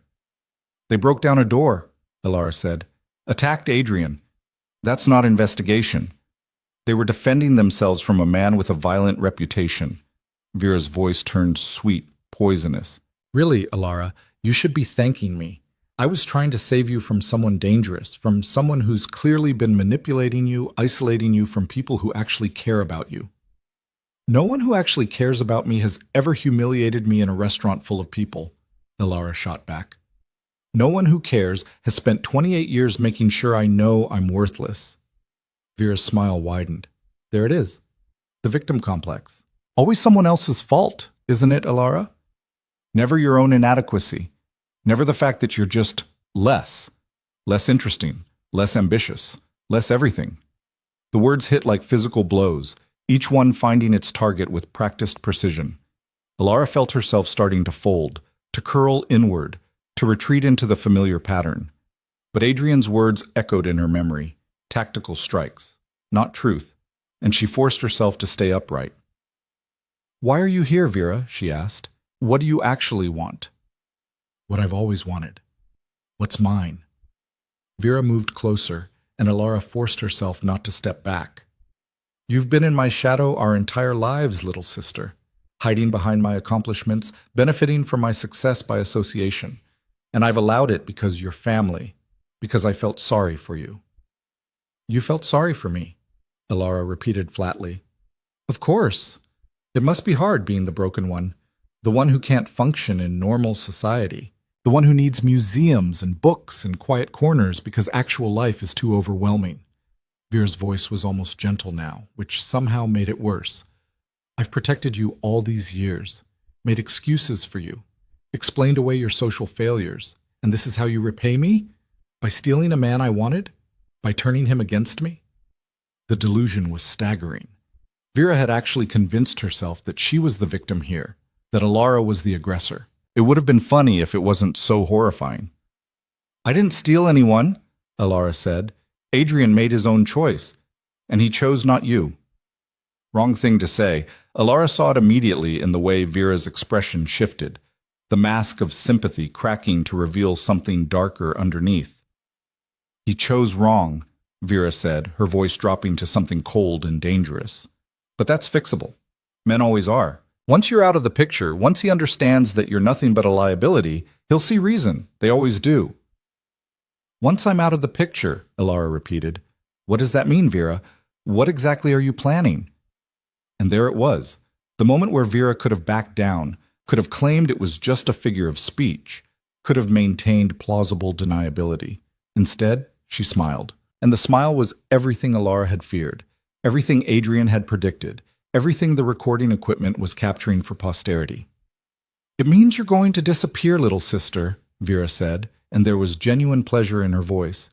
Not permanently, not dead, just gone. Committed to psychiatric care for your own safety, maybe. Or lost somewhere far away where you can't interfere anymore. I haven't decided the details yet, but you will be gone. And Adrian will understand that I'm the one who can actually help him, the one worth his time and attention. Alara's mouth went dry. You're talking about having me institutionalized, kidnapped. I'm talking about removing an obstacle. Vera stepped closer, close enough that Alara could smell her perfume. Expensive, overwhelming. You've always been an obstacle, Alara. A weight around my neck. The disappointing twin. The one I have to explain and apologize for. I'm done carrying you. You never carried me. You've spent our entire lives tearing me down. Because you needed to understand your place.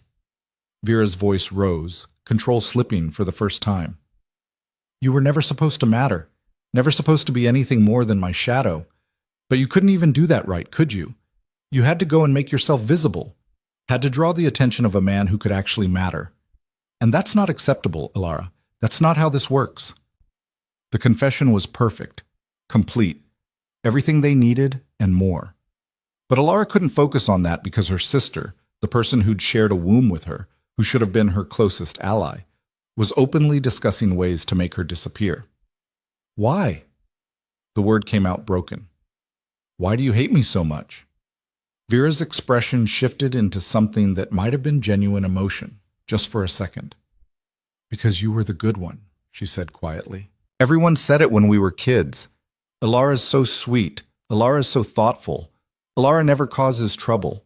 And I had to be perfect, had to perform, had to win every competition because being good wasn't enough. I had to be better.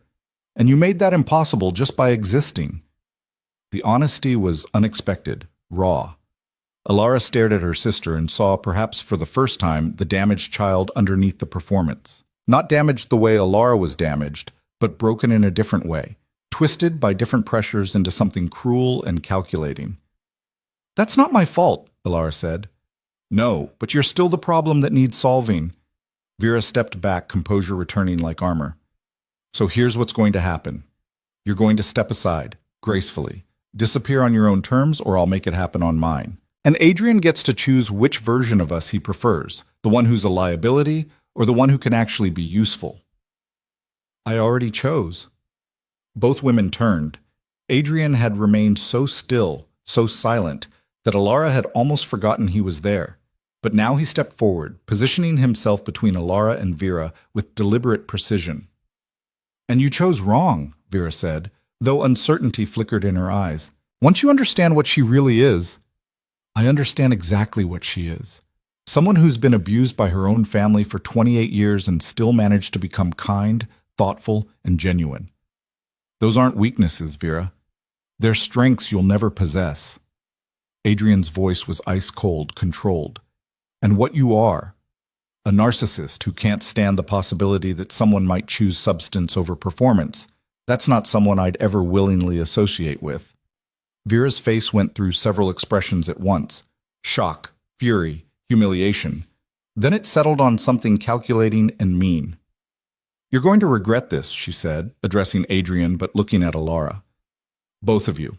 I have evidence of your illegal activities, Mr. Cade, recordings, documentation, and I have contacts in law enforcement who'd be very interested in what I've gathered, unless we can come to an arrangement." "Blackmail now?" Adrian almost sounded amused. "Your sister hires thugs to break into my property, threatens violence, and now you think threatening me with false evidence is going to work? It's not false. And even if it were, the investigation alone would destroy you. We both know how these things work." Vera pulled out her phone. "So I suggest we all calm down and discuss this like adults. Because I promise you, Mr. Cade, you don't want me as an enemy." "Too late for that." Adrian pulled out his own phone, typed something. "Though I appreciate you making this so easy." The penthouse doors opened. Marcus entered, followed by 2 uniformed police officers. Vera's expression shifted from confident to confused to, finally, afraid. "What is this?" she demanded. "This is you being arrested for attempted kidnapping, conspiracy to commit assault, harassment, stalking, and blackmail," Adrian said calmly. "Everything you've said tonight has been recorded, along with testimony from the 4 men you hired, who were very willing to cooperate once they understood the penalties they were facing and the benefits of turning state's evidence." Vera's face went pale. She looked at Alara, and for the first time in their lives, Alara saw genuine fear in her sister's eyes. "You set me up," Vera whispered. "I protected myself," Alara corrected. "Finally." One of the officers moved forward with handcuffs. Vera backed away, her performance of control completely shattered. "This is insane. You can't. I'm her sister. I would never actually hurt her. I was just talking, just venting. You can't arrest someone for words." "We can when those words constitute threats and conspiracy," the officer said. "Ma'am, please turn around and place your hands behind your back." The fight went out of Vera all at once. She turned, was cuffed, was read her rights in a voice so mechanical it might as well have been a recording. Through it all, she stared at Alara with an expression that cycled through fury, betrayal, and something that might have been grief. "You'll regret this," Vera said as the officers led her toward the elevator. "You think you won, but you haven't. You're still nothing without me. Still invisible. He'll figure that out eventually, and you'll be alone again. That's all you'll ever be, Alara. Alone." The elevator doors closed on her words, and then she was gone. Just like that. 28 years of terror and cruelty ended with handcuffs and Miranda rights and the mechanical descent of an elevator. Alara stood frozen, unable to process what had just happened. Her legs gave out, and she sat down hard on the floor, her whole body shaking. Adrian was beside her immediately, his arms around her, anchoring her to reality. "You did it," he said quietly. "It's over. She can't hurt you anymore." "She's right, though," Alara heard herself say. "About me being nothing, about being invisible." "No, she's not." Adrian pulled back enough to look at her face. "She's desperate and defeated and saying whatever she thinks will hurt you most. But Alara, listen to me. You were never invisible. You were just surrounded by people who refused to see you. That's their failure, not yours." Marcus approached, keeping a respectful distance. "Recording equipment worked perfectly. Ryan says we have everything we need for prosecution. Multiple felonies, clear intent, documented threats. She's going away for a long time." The reality of it hit Alara in waves. Vera was arrested, facing prison, gone from her life in a way that felt both impossible and inevitable. 28 years of waiting for her sister to change, to see her, to love her, ended not with reconciliation but with handcuffs. "I should feel relieved," Alara whispered. "Why don't I feel relieved?" "Because she's still your sister," Adrian said, "and grief doesn't follow logic. You can mourn what could have been while still protecting yourself from what is." They sat there on the floor of his penthouse, Alara shaking and Adrian holding her steady, until the trembling finally subsided and exhaustion took its place. Outside, the city continued its eternal rhythm, indifferent to the small human drama that had just concluded in one more expensive apartment. What happens now? Ilara asked. Now you heal, Adrian said simply, and figure out who you want to be without her shadow over you. It should have been a happy ending. The villain defeated, the victim freed, justice served. But sitting there in the aftermath, Ilara felt hollowed out and uncertain, like she'd won a war but lost something essential in the process.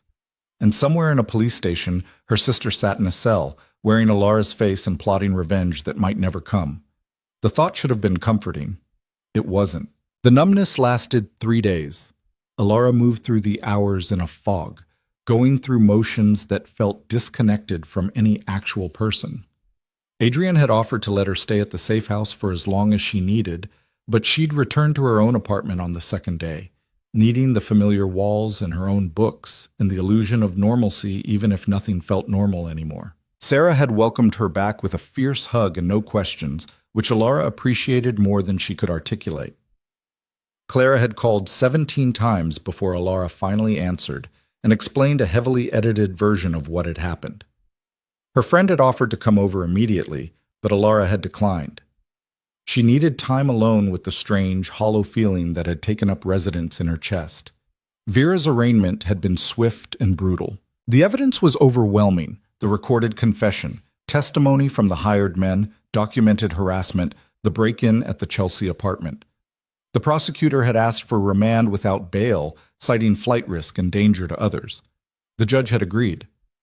Ilara hadn't attended. Couldn't face seeing her sister in an orange jumpsuit.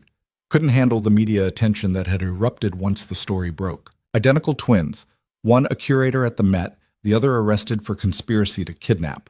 The tabloids had loved it, spinning narratives about sibling rivalry gone psychotic, about jealousy and obsession and the dark side of sharing a face. Adrian had handled the press with cold efficiency, issuing statements through his lawyers that made it clear Ilara was a victim, not a participant. But the attention still felt invasive, violating. People at the museum whispered when she walked past. Strangers on the subway stared, trying to determine if she was the good twin or the evil one. On the 4th day after Vera's arrest, Ilara finally broke down. It happened at work, in the quiet of the conservation lab where she'd been attempting to focus on a Renaissance panel that needed cleaning.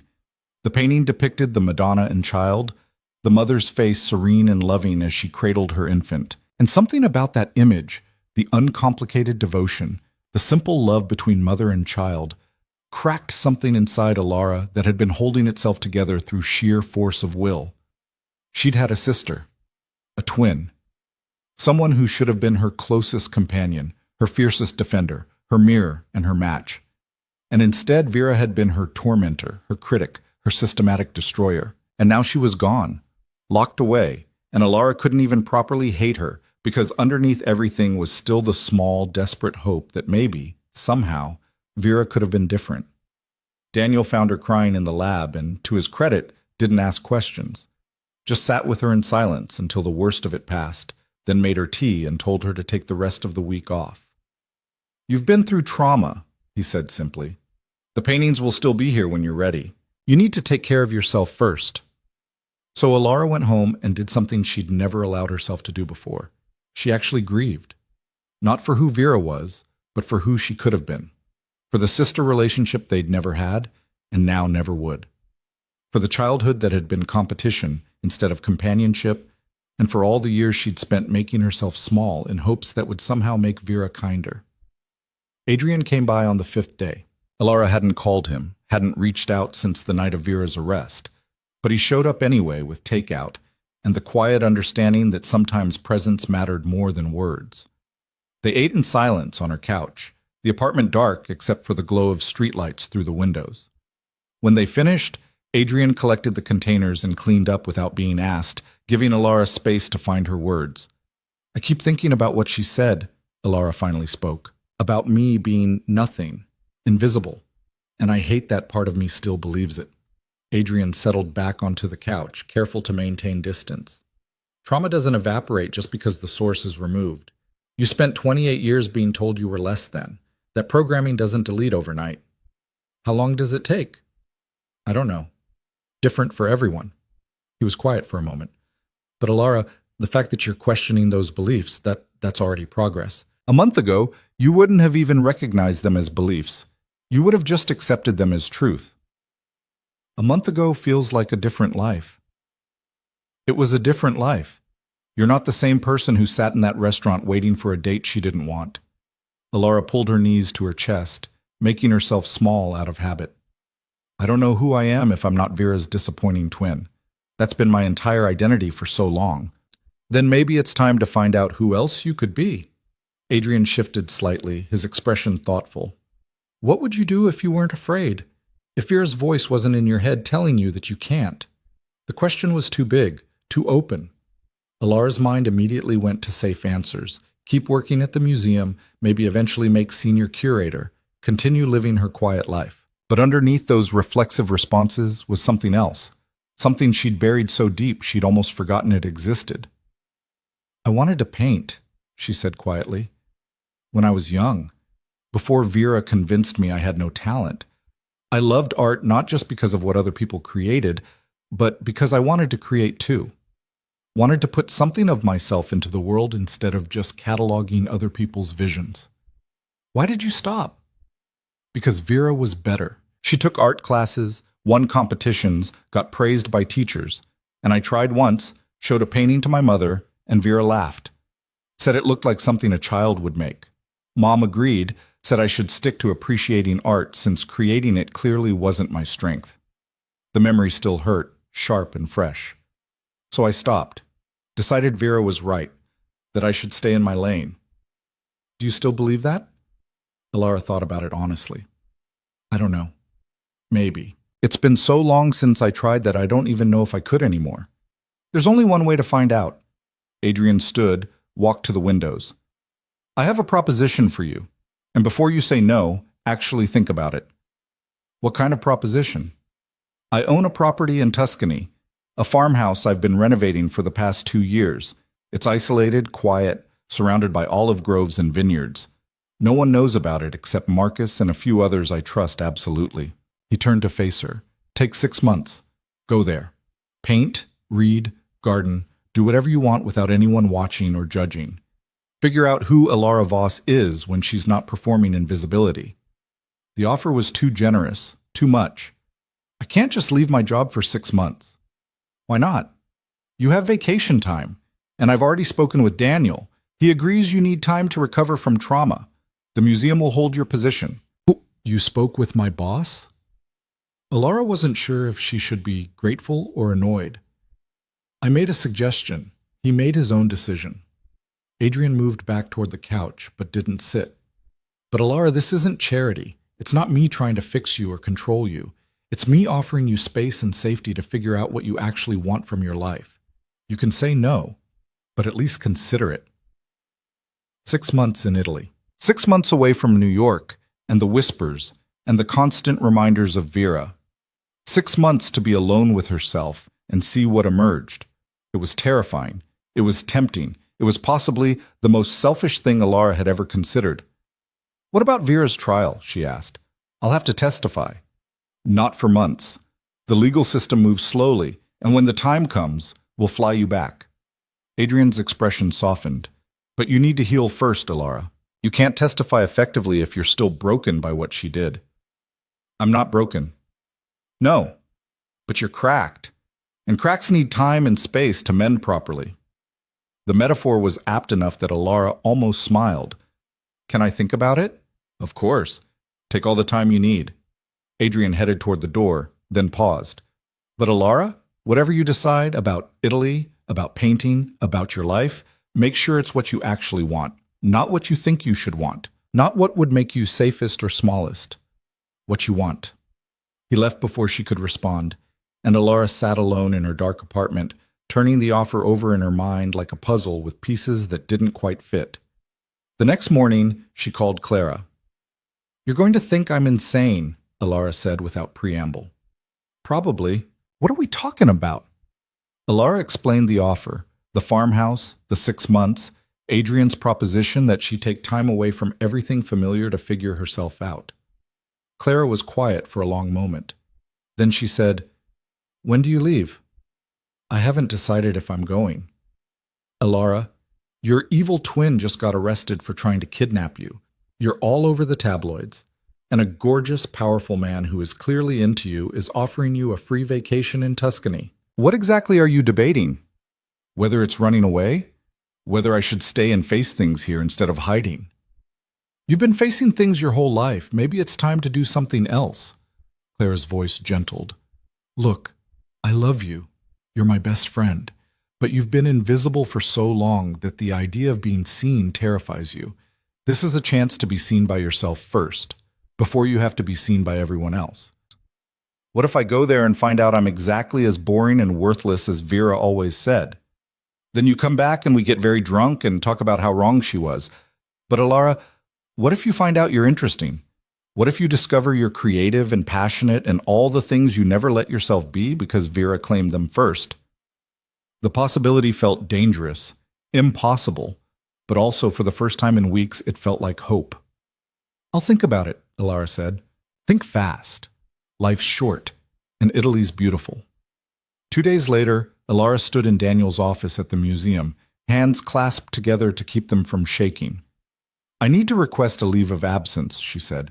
6 months, for personal reasons. Daniel looked up from his desk, and his expression was knowing, sympathetic. Adrian Cade called me, explained the situation. Elara, take the time.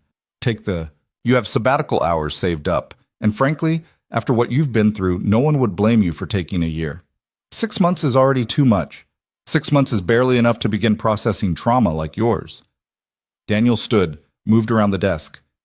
You're a brilliant curator, Elara, but you're also a person who's been systematically abused for most of your life. Take the time. Heal. Come back when you're ready. We'll be here. The generosity of it broke something loose in Elara's chest. Thank you. Don't thank me. Just promise you'll actually rest instead of spending 6 months feeling guilty about resting. Elara couldn't promise that, but she nodded anyway. The preparations happened faster than she'd expected. Adrian arranged everything with ruthless efficiency. Flights, transportation from Rome to the farmhouse, supplies, even art materials delivered to the property in advance. By the time Elara realized what was happening, she was committed, locked in, her apartment sublet to a colleague, and her life packed into 2 suitcases. Sarah threw her a goodbye dinner 2 nights before her flight. Clara came, and James from work, and a few other people Elara had kept at careful distance for years. They ate pizza and drank wine, and pretended this was a happy occasion instead of Elara fleeing the country to escape the wreckage of her life. You're coming back, right? Sarah asked as the party wound down. This isn't you disappearing forever? I'm coming back, Elara promised. I just need time to figure some things out.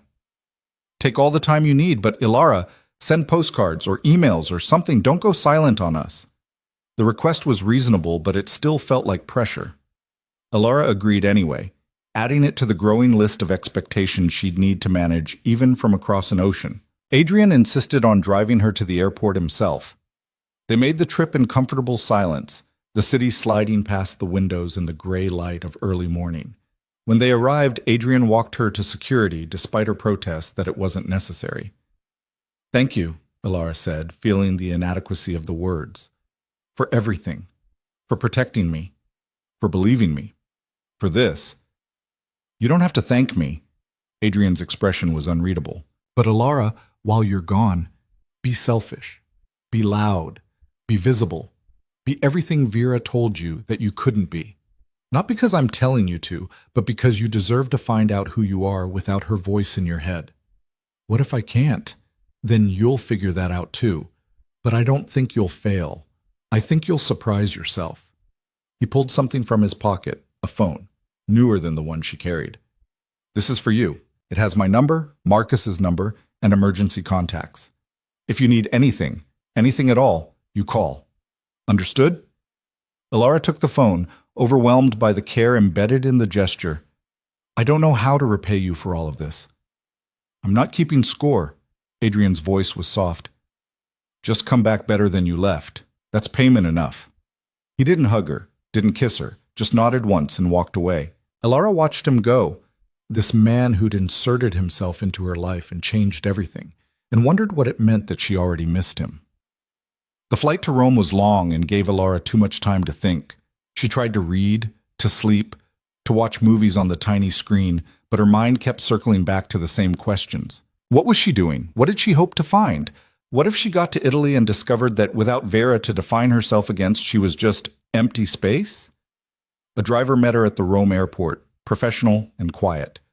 They drove north into Tuscany, the landscape shifting from urban to rural, highways giving way to narrow roads that wound through hills covered in vineyards and olive trees. The October light was golden, warm, nothing like New York's harsh glare. The farmhouse appeared near sunset, stone and terracotta rising from the landscape like it had grown there naturally.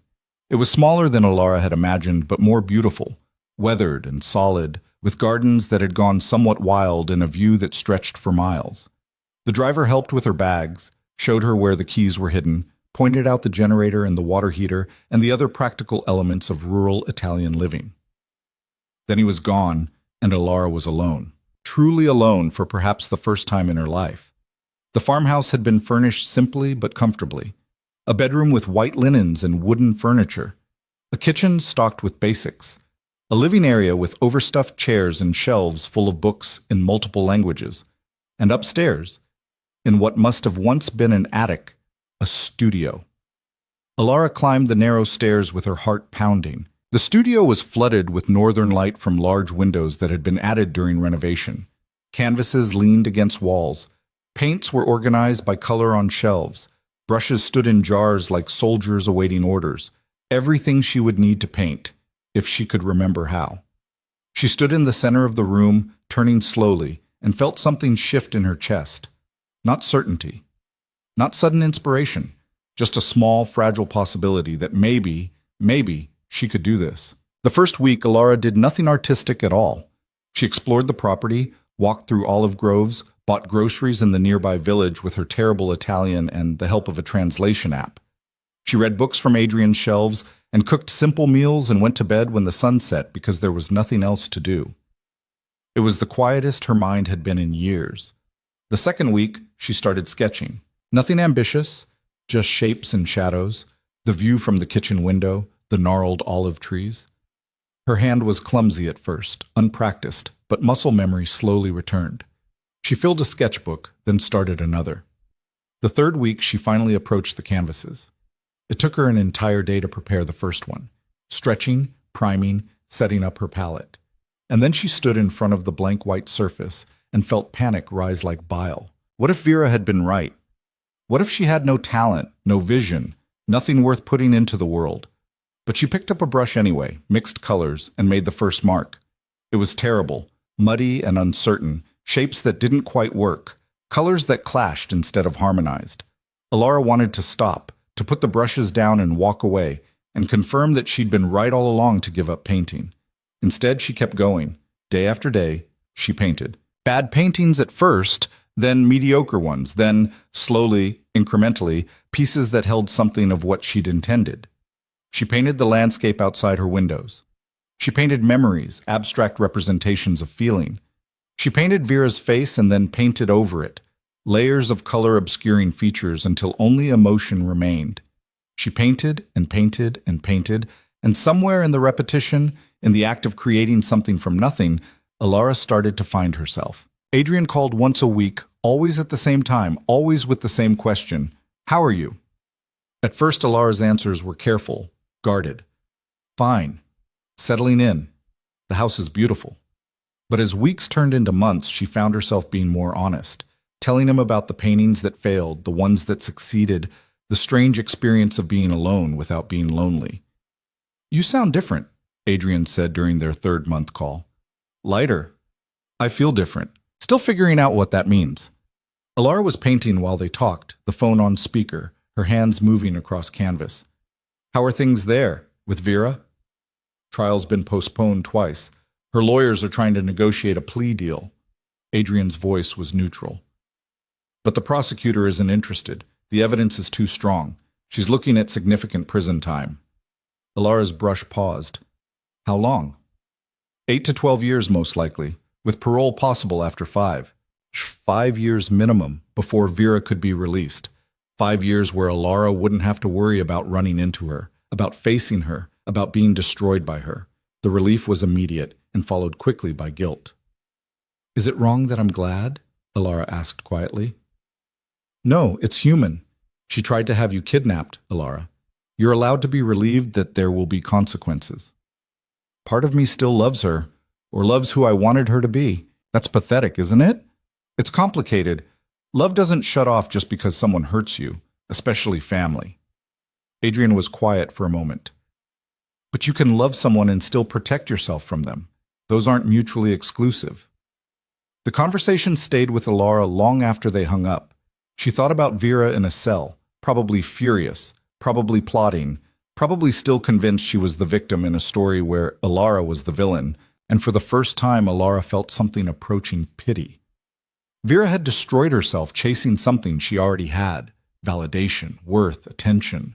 She'd been so obsessed with winning that she'd lost everything that actually mattered. And now she'd spend years locked away, still believing the world owed her something, still unable to see that she'd been her own worst enemy. It was tragic. It was also justice. By month 4, Alara had painted enough pieces to fill the studio. Some she loved, some she hated.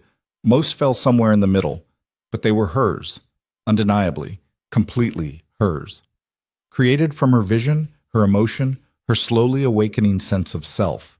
She started venturing further from the farmhouse, made friends with the woman who ran the bakery in the village, joined a weekly market where local artists sold their work, though she wasn't ready to show her own paintings yet. Took Italian lessons from a retired teacher who thought Ilara's accent was hilarious but charming. And slowly, incrementally, Alara became visible. Not performing visibility the way Vera had, but genuinely present in her own life in a way she'd never managed before. Clara visited in month 5, taking a week off work to drink wine and eat pasta and see what Alara had been doing with herself. She cried when she saw the paintings, actual tears streaming down her face. "These are incredible," Clara said, standing in front of a canvas that showed abstract figures merging and separating, connection and isolation rendered in shades of blue and gold.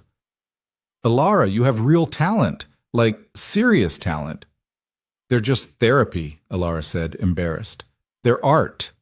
There's a difference." Clara turned to her, expression fierce. "You need to show these when you get back to New York. A gallery, a show, something." "I couldn't. People would what? Like them?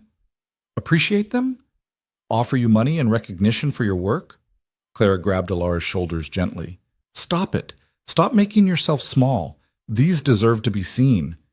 The idea was terrifying and thrilling in equal measure. Alara promised to think about it, which Clara accepted as progress. After Clara left, Alara found herself actually considering the possibility. Not immediately, not a full show, but maybe submitting to a group exhibition, testing the waters, seeing if the world had space for her vision alongside all the others demanding attention. Adrian's next call came 3 days later. "I'm coming to visit," he said without preamble. "Next week, if that's okay with you?" Alara's heart did something complicated in her chest. "Why?" "Because it's been 5 months and I miss you. Is that reason enough?" It shouldn't have been. They barely knew each other, had spent more time in crisis than in normalcy. But something had shifted during their weekly calls, the conversations deepening from status updates to actual connection. Alara had told Adrian things she'd never told anyone about her fears, her hopes, the slow process of becoming someone she didn't recognize but might actually like. "Okay," she heard herself say. "Yes, come." He arrived on a Thursday afternoon, driven by the same quiet professional who'd brought Alara from Rome. She watched from the farmhouse window as Adrian climbed out of the car, and her stomach flipped. He looked different somehow, less controlled, more relaxed. Or maybe she was just seeing him differently now that she was different herself. "The house is beautiful," Adrian said when she opened the door. Pictures didn't do it justice. Pictures don't capture the smell of olive trees or the way the light changes in the evening. Alara stepped aside to let him in, suddenly nervous. "How long are you staying?" "A week, if you'll have me. I brought work so I won't be underfoot. Just wanted to see how you were doing, in person." They fell into an easy rhythm over the next few days. Adrian worked in the mornings while Alara painted. They explored the countryside together in the afternoons, driving to nearby villages and sampling wine and eating at small trattorias where no one knew who they were or cared. In the evenings, they talked, long, meandering conversations about everything and nothing. On the fourth night, over dinner on the farmhouse terrace under a sky full of stars, Adrian finally asked the question Alara had been avoiding. "Are you coming back?" he said. "To New York. To your life there." "I don't know," Alara admitted. "I still have another month here. And the trial? I'll need to come back for that. But after—" She trailed off, uncertain. "After you have choices. That's what this was for, to give you options instead of just defaulting to what's familiar.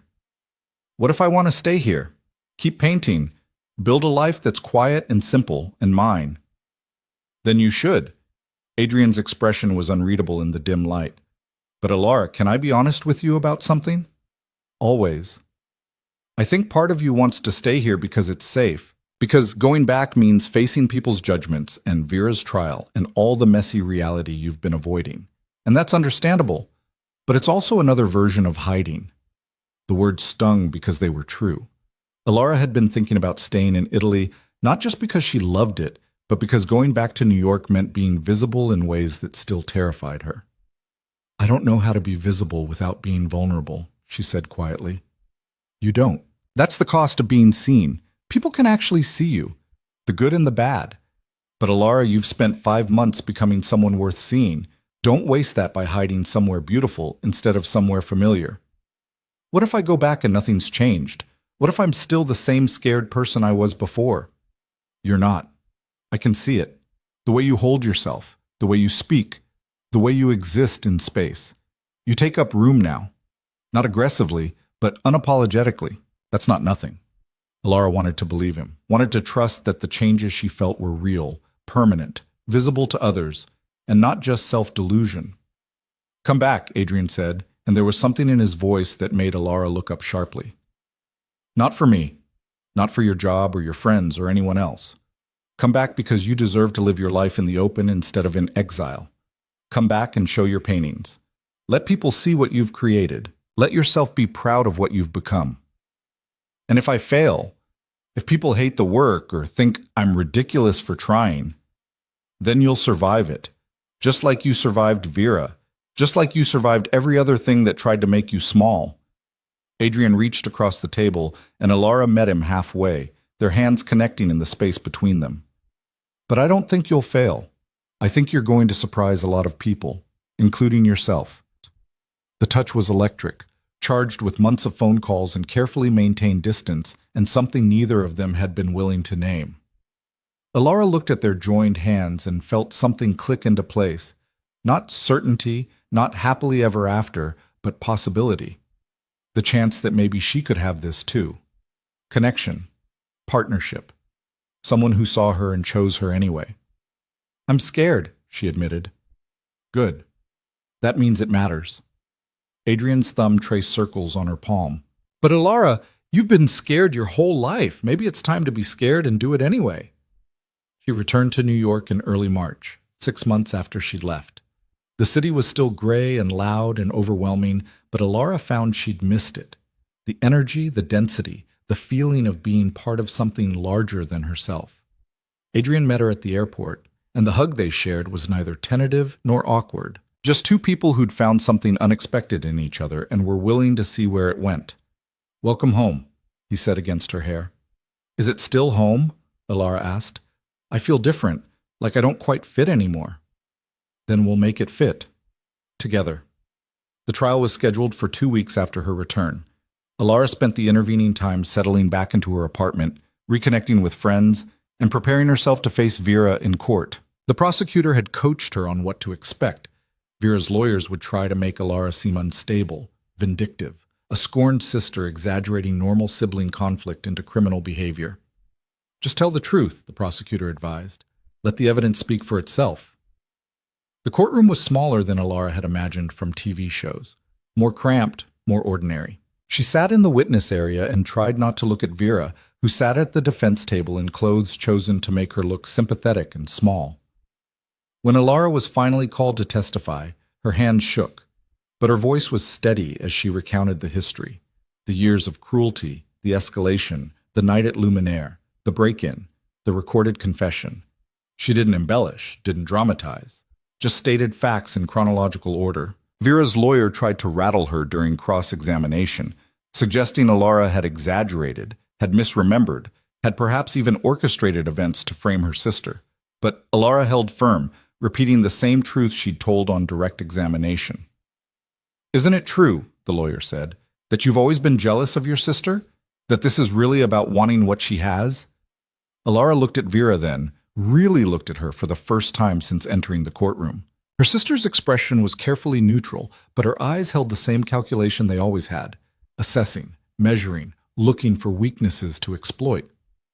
"No," Alara said clearly. "I'm not jealous of Vera. I feel sorry for her." The lawyer blinked. "Sorry for her?"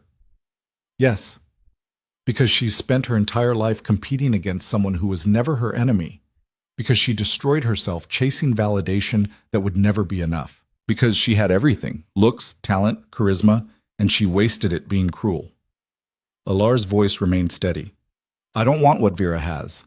I want what she could have had if she'd chosen differently, and that makes me sad, not jealous." The lawyer had no follow-up. The judge called a recess, and when proceedings resumed, the defense seemed deflated, their strategy of painting Alara as a vindictive sibling thoroughly undermined by her obvious compassion. The verdict came 3 days later. Guilty on all counts. Sentencing was scheduled for the following month. Alara didn't attend the sentencing hearing. She asked the prosecutor to inform her of the outcome, but she couldn't bring herself to sit in that courtroom again and watch Vera receive her punishment. It felt too much like victory, and this didn't feel like winning, just necessary consequences. 10 years. Vera received 10 years with possibility of parole after 6. The prosecutor called Alara personally to deliver the news. "It's over," he said. "You can move forward with your life now." Could she? Alara wasn't sure, but she was willing to try. The gallery show came together faster than Alara had anticipated. Clara had connected her with a curator who specialized in emerging artists, and somehow Alara's paintings from Italy had resonated. Not a solo show. She wasn't ready for that, but inclusion in a group exhibition of artists exploring themes of identity and transformation. Opening night arrived with spring rain, and Alara's nerves stretched to breaking. She'd almost backed out 17 times, convinced that showing her work was too vulnerable, too exposed, too much. But Adrian had talked her down each time, reminding her that visibility was the point. The gallery was crowded when they arrived. Alara recognized some faces: Clara, Sarah, Daniel from the museum, James. But most were strangers, people who'd come to see art with no idea whose work they were viewing. Alara's paintings hung in the back corner of the gallery. 4 pieces she'd chosen carefully. The abstract figures in blue and gold, a landscape that was more emotion than geography, a self-portrait that showed her face half in shadow, and the painting she'd done of Vera's features obscured by layers of color. She stood near them, trying to look casual, and watched people's reactions. Some passed by with barely a glance. Others stopped, studied, moved closer to examine brushwork and color choices. A few pulled out phones to photograph the information placards. An older woman spent 10 minutes in front of the self-portrait, then turned to Alara. "Are you the artist?" she asked. Alara's first instinct was to deny it, to deflect, but she forced herself to nod. "Yes. It's extraordinary. The way you've captured being both seen and unseen simultaneously. I can feel the tension in every brushstroke." The woman smiled. "You have a real gift for emotional honesty. Don't lose that." She moved on before Alara could respond, leaving her standing there with something warm and unfamiliar blooming in her chest. Pride, maybe. Or just the simple satisfaction of being seen and not destroyed by the exposure. Adrian found her an hour later, still standing near her paintings like a nervous parent at a school play. 3 of them sold, he said quietly. "The gallery owner told me. 2 to collectors, 1 to a museum in Boston." "What?" Alara turned to him, certain she'd misheard. "That's not... I didn't expect... You should expect it. They're good, Alara. People can see that." Adrian's expression was proud, genuine. "This is what happens when you stop hiding. The world gets to benefit from what you create." Alara looked around the gallery, at the people examining art, the conversations happening in clusters, the casual democracy of strangers making their own judgments about what mattered. And somewhere in that crowd, people were looking at her work, connecting with it, seeing something of themselves in what she'd created. It wasn't validation. It wasn't proof that Vera had been wrong, or that Alara had been right. It was just existence, putting something into the world and letting the world respond however it chose. "Thank you," Alara said to Adrian, "for pushing me, for not letting me hide. You did the hard part. I just held the door open." He paused, then added quietly, "Can I tell you something?" "Always. I'm in love with you. Have been since probably the second or third week you were in Italy. Maybe before that. But I wanted you to know." The confession should have been terrifying. 6 months ago, it would have been. But standing in a gallery with her art on the walls and strangers appreciating what she'd created, Alara found she wasn't afraid. "I love you too," she said, testing the words. They fit. "I don't know what that looks like going forward. I'm still figuring out who I am, but I know I want you there while I figure it out." Adrian's smile was worth every risk she'd taken. "I can work with that."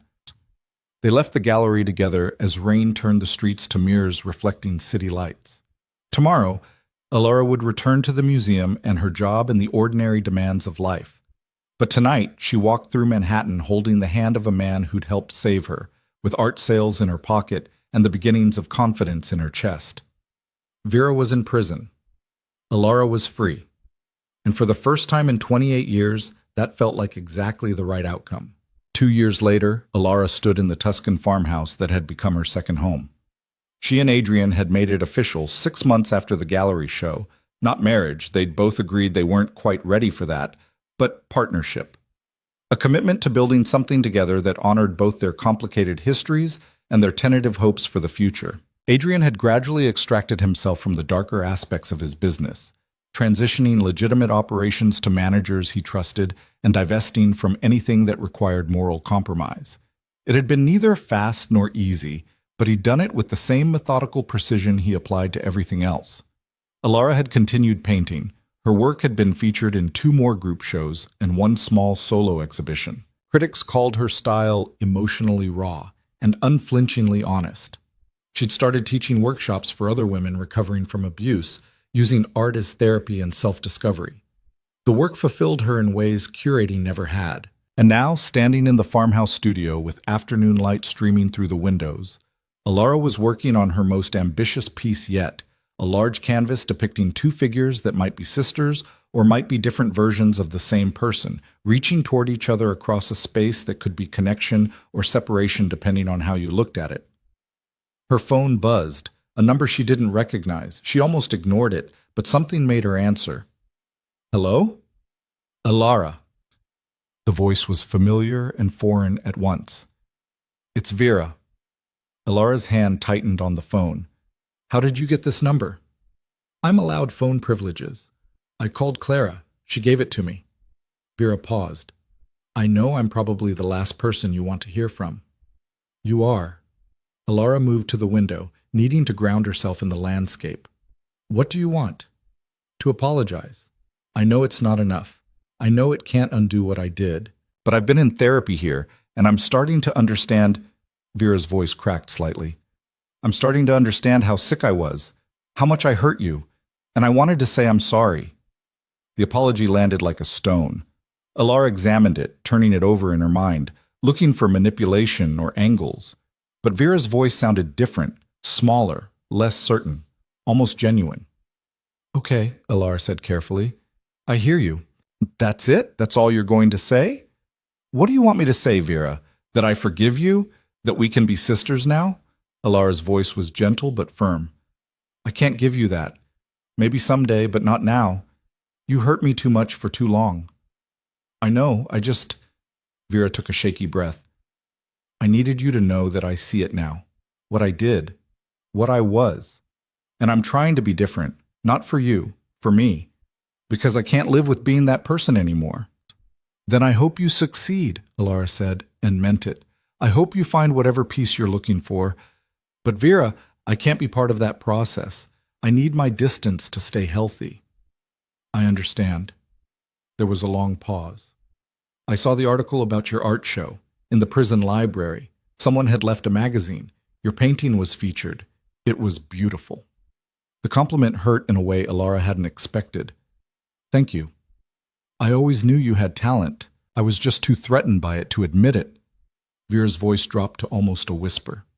I'm sorry, Alara, for everything, for being the sister you deserved to have but never got. I'm sorry too, Alara said, that you felt like you had to destroy me to feel good about yourself.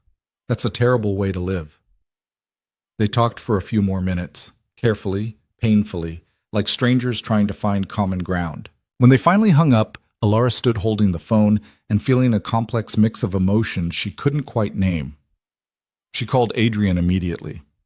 Vera called, she said when he answered. From prison. To apologize. How do you feel about that? I don't know. Sad, maybe?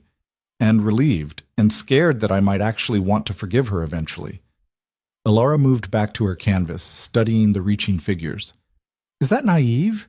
To think people can actually change? Some people can.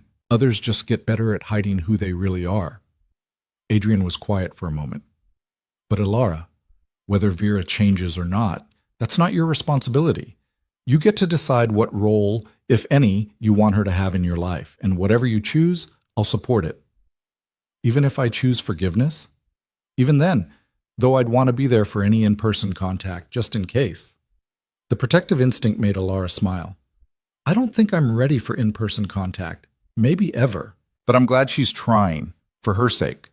She returned to her painting after they hung up, and found herself adjusting the space between the reaching figures, making it slightly wider, adding more light to the gap. Not separation, not connection, just the possibility of both. That evening, Alara walked through the olive groves as the sun set, painting the landscape in gold and amber. She thought about Vera in her cell, working through decades of damage in therapy sessions and lonely hours. She thought about Adrian in New York, managing the legitimate empire he'd built from the ashes of his former life. She thought about her own journey from the girl in the restaurant to the woman she was becoming. None of it was perfect, none of it was complete, but it was real, and it was hers, and that was enough. Back at the farmhouse, Alara made dinner and ate alone on the terrace, watching stars emerge in the deepening sky. Tomorrow she'd return to New York and Adrian and the life they were building together. But tonight she sat with herself. This self she'd discovered in paint and solitude and hard-won independence, and felt something she'd never expected to feel. Contentment. Not happiness, which was too fragile and dependent on circumstances, but contentment. The quiet satisfaction of having survived, having grown, having become someone worth knowing. Her phone buzzed with the text from Clara. Saw Vera called you. You okay? Alara typed back. Yes. Surprisingly, genuinely yes. She was okay. More than okay. She was visible and vulnerable and still standing, still pack-creating, still loving and being loved, still learning who she was separate from the sister who'd tried to define her. Vera had spent 28 years trying to make Alara invisible, but in the end, all that cruelty had accomplished was showing Alara exactly who she didn't want to be. And in the space left by that negative definition, Alara had found room to become herself. Not the good twin or the bad twin, not the strong one or the weak one, just Alara, flawed and frightened and brave enough to keep trying anyway. And that, finally, was enough. The stars wheeled overhead, indifferent to human drama. The olive trees rustled in the evening breeze. And in a farmhouse in Tuscany,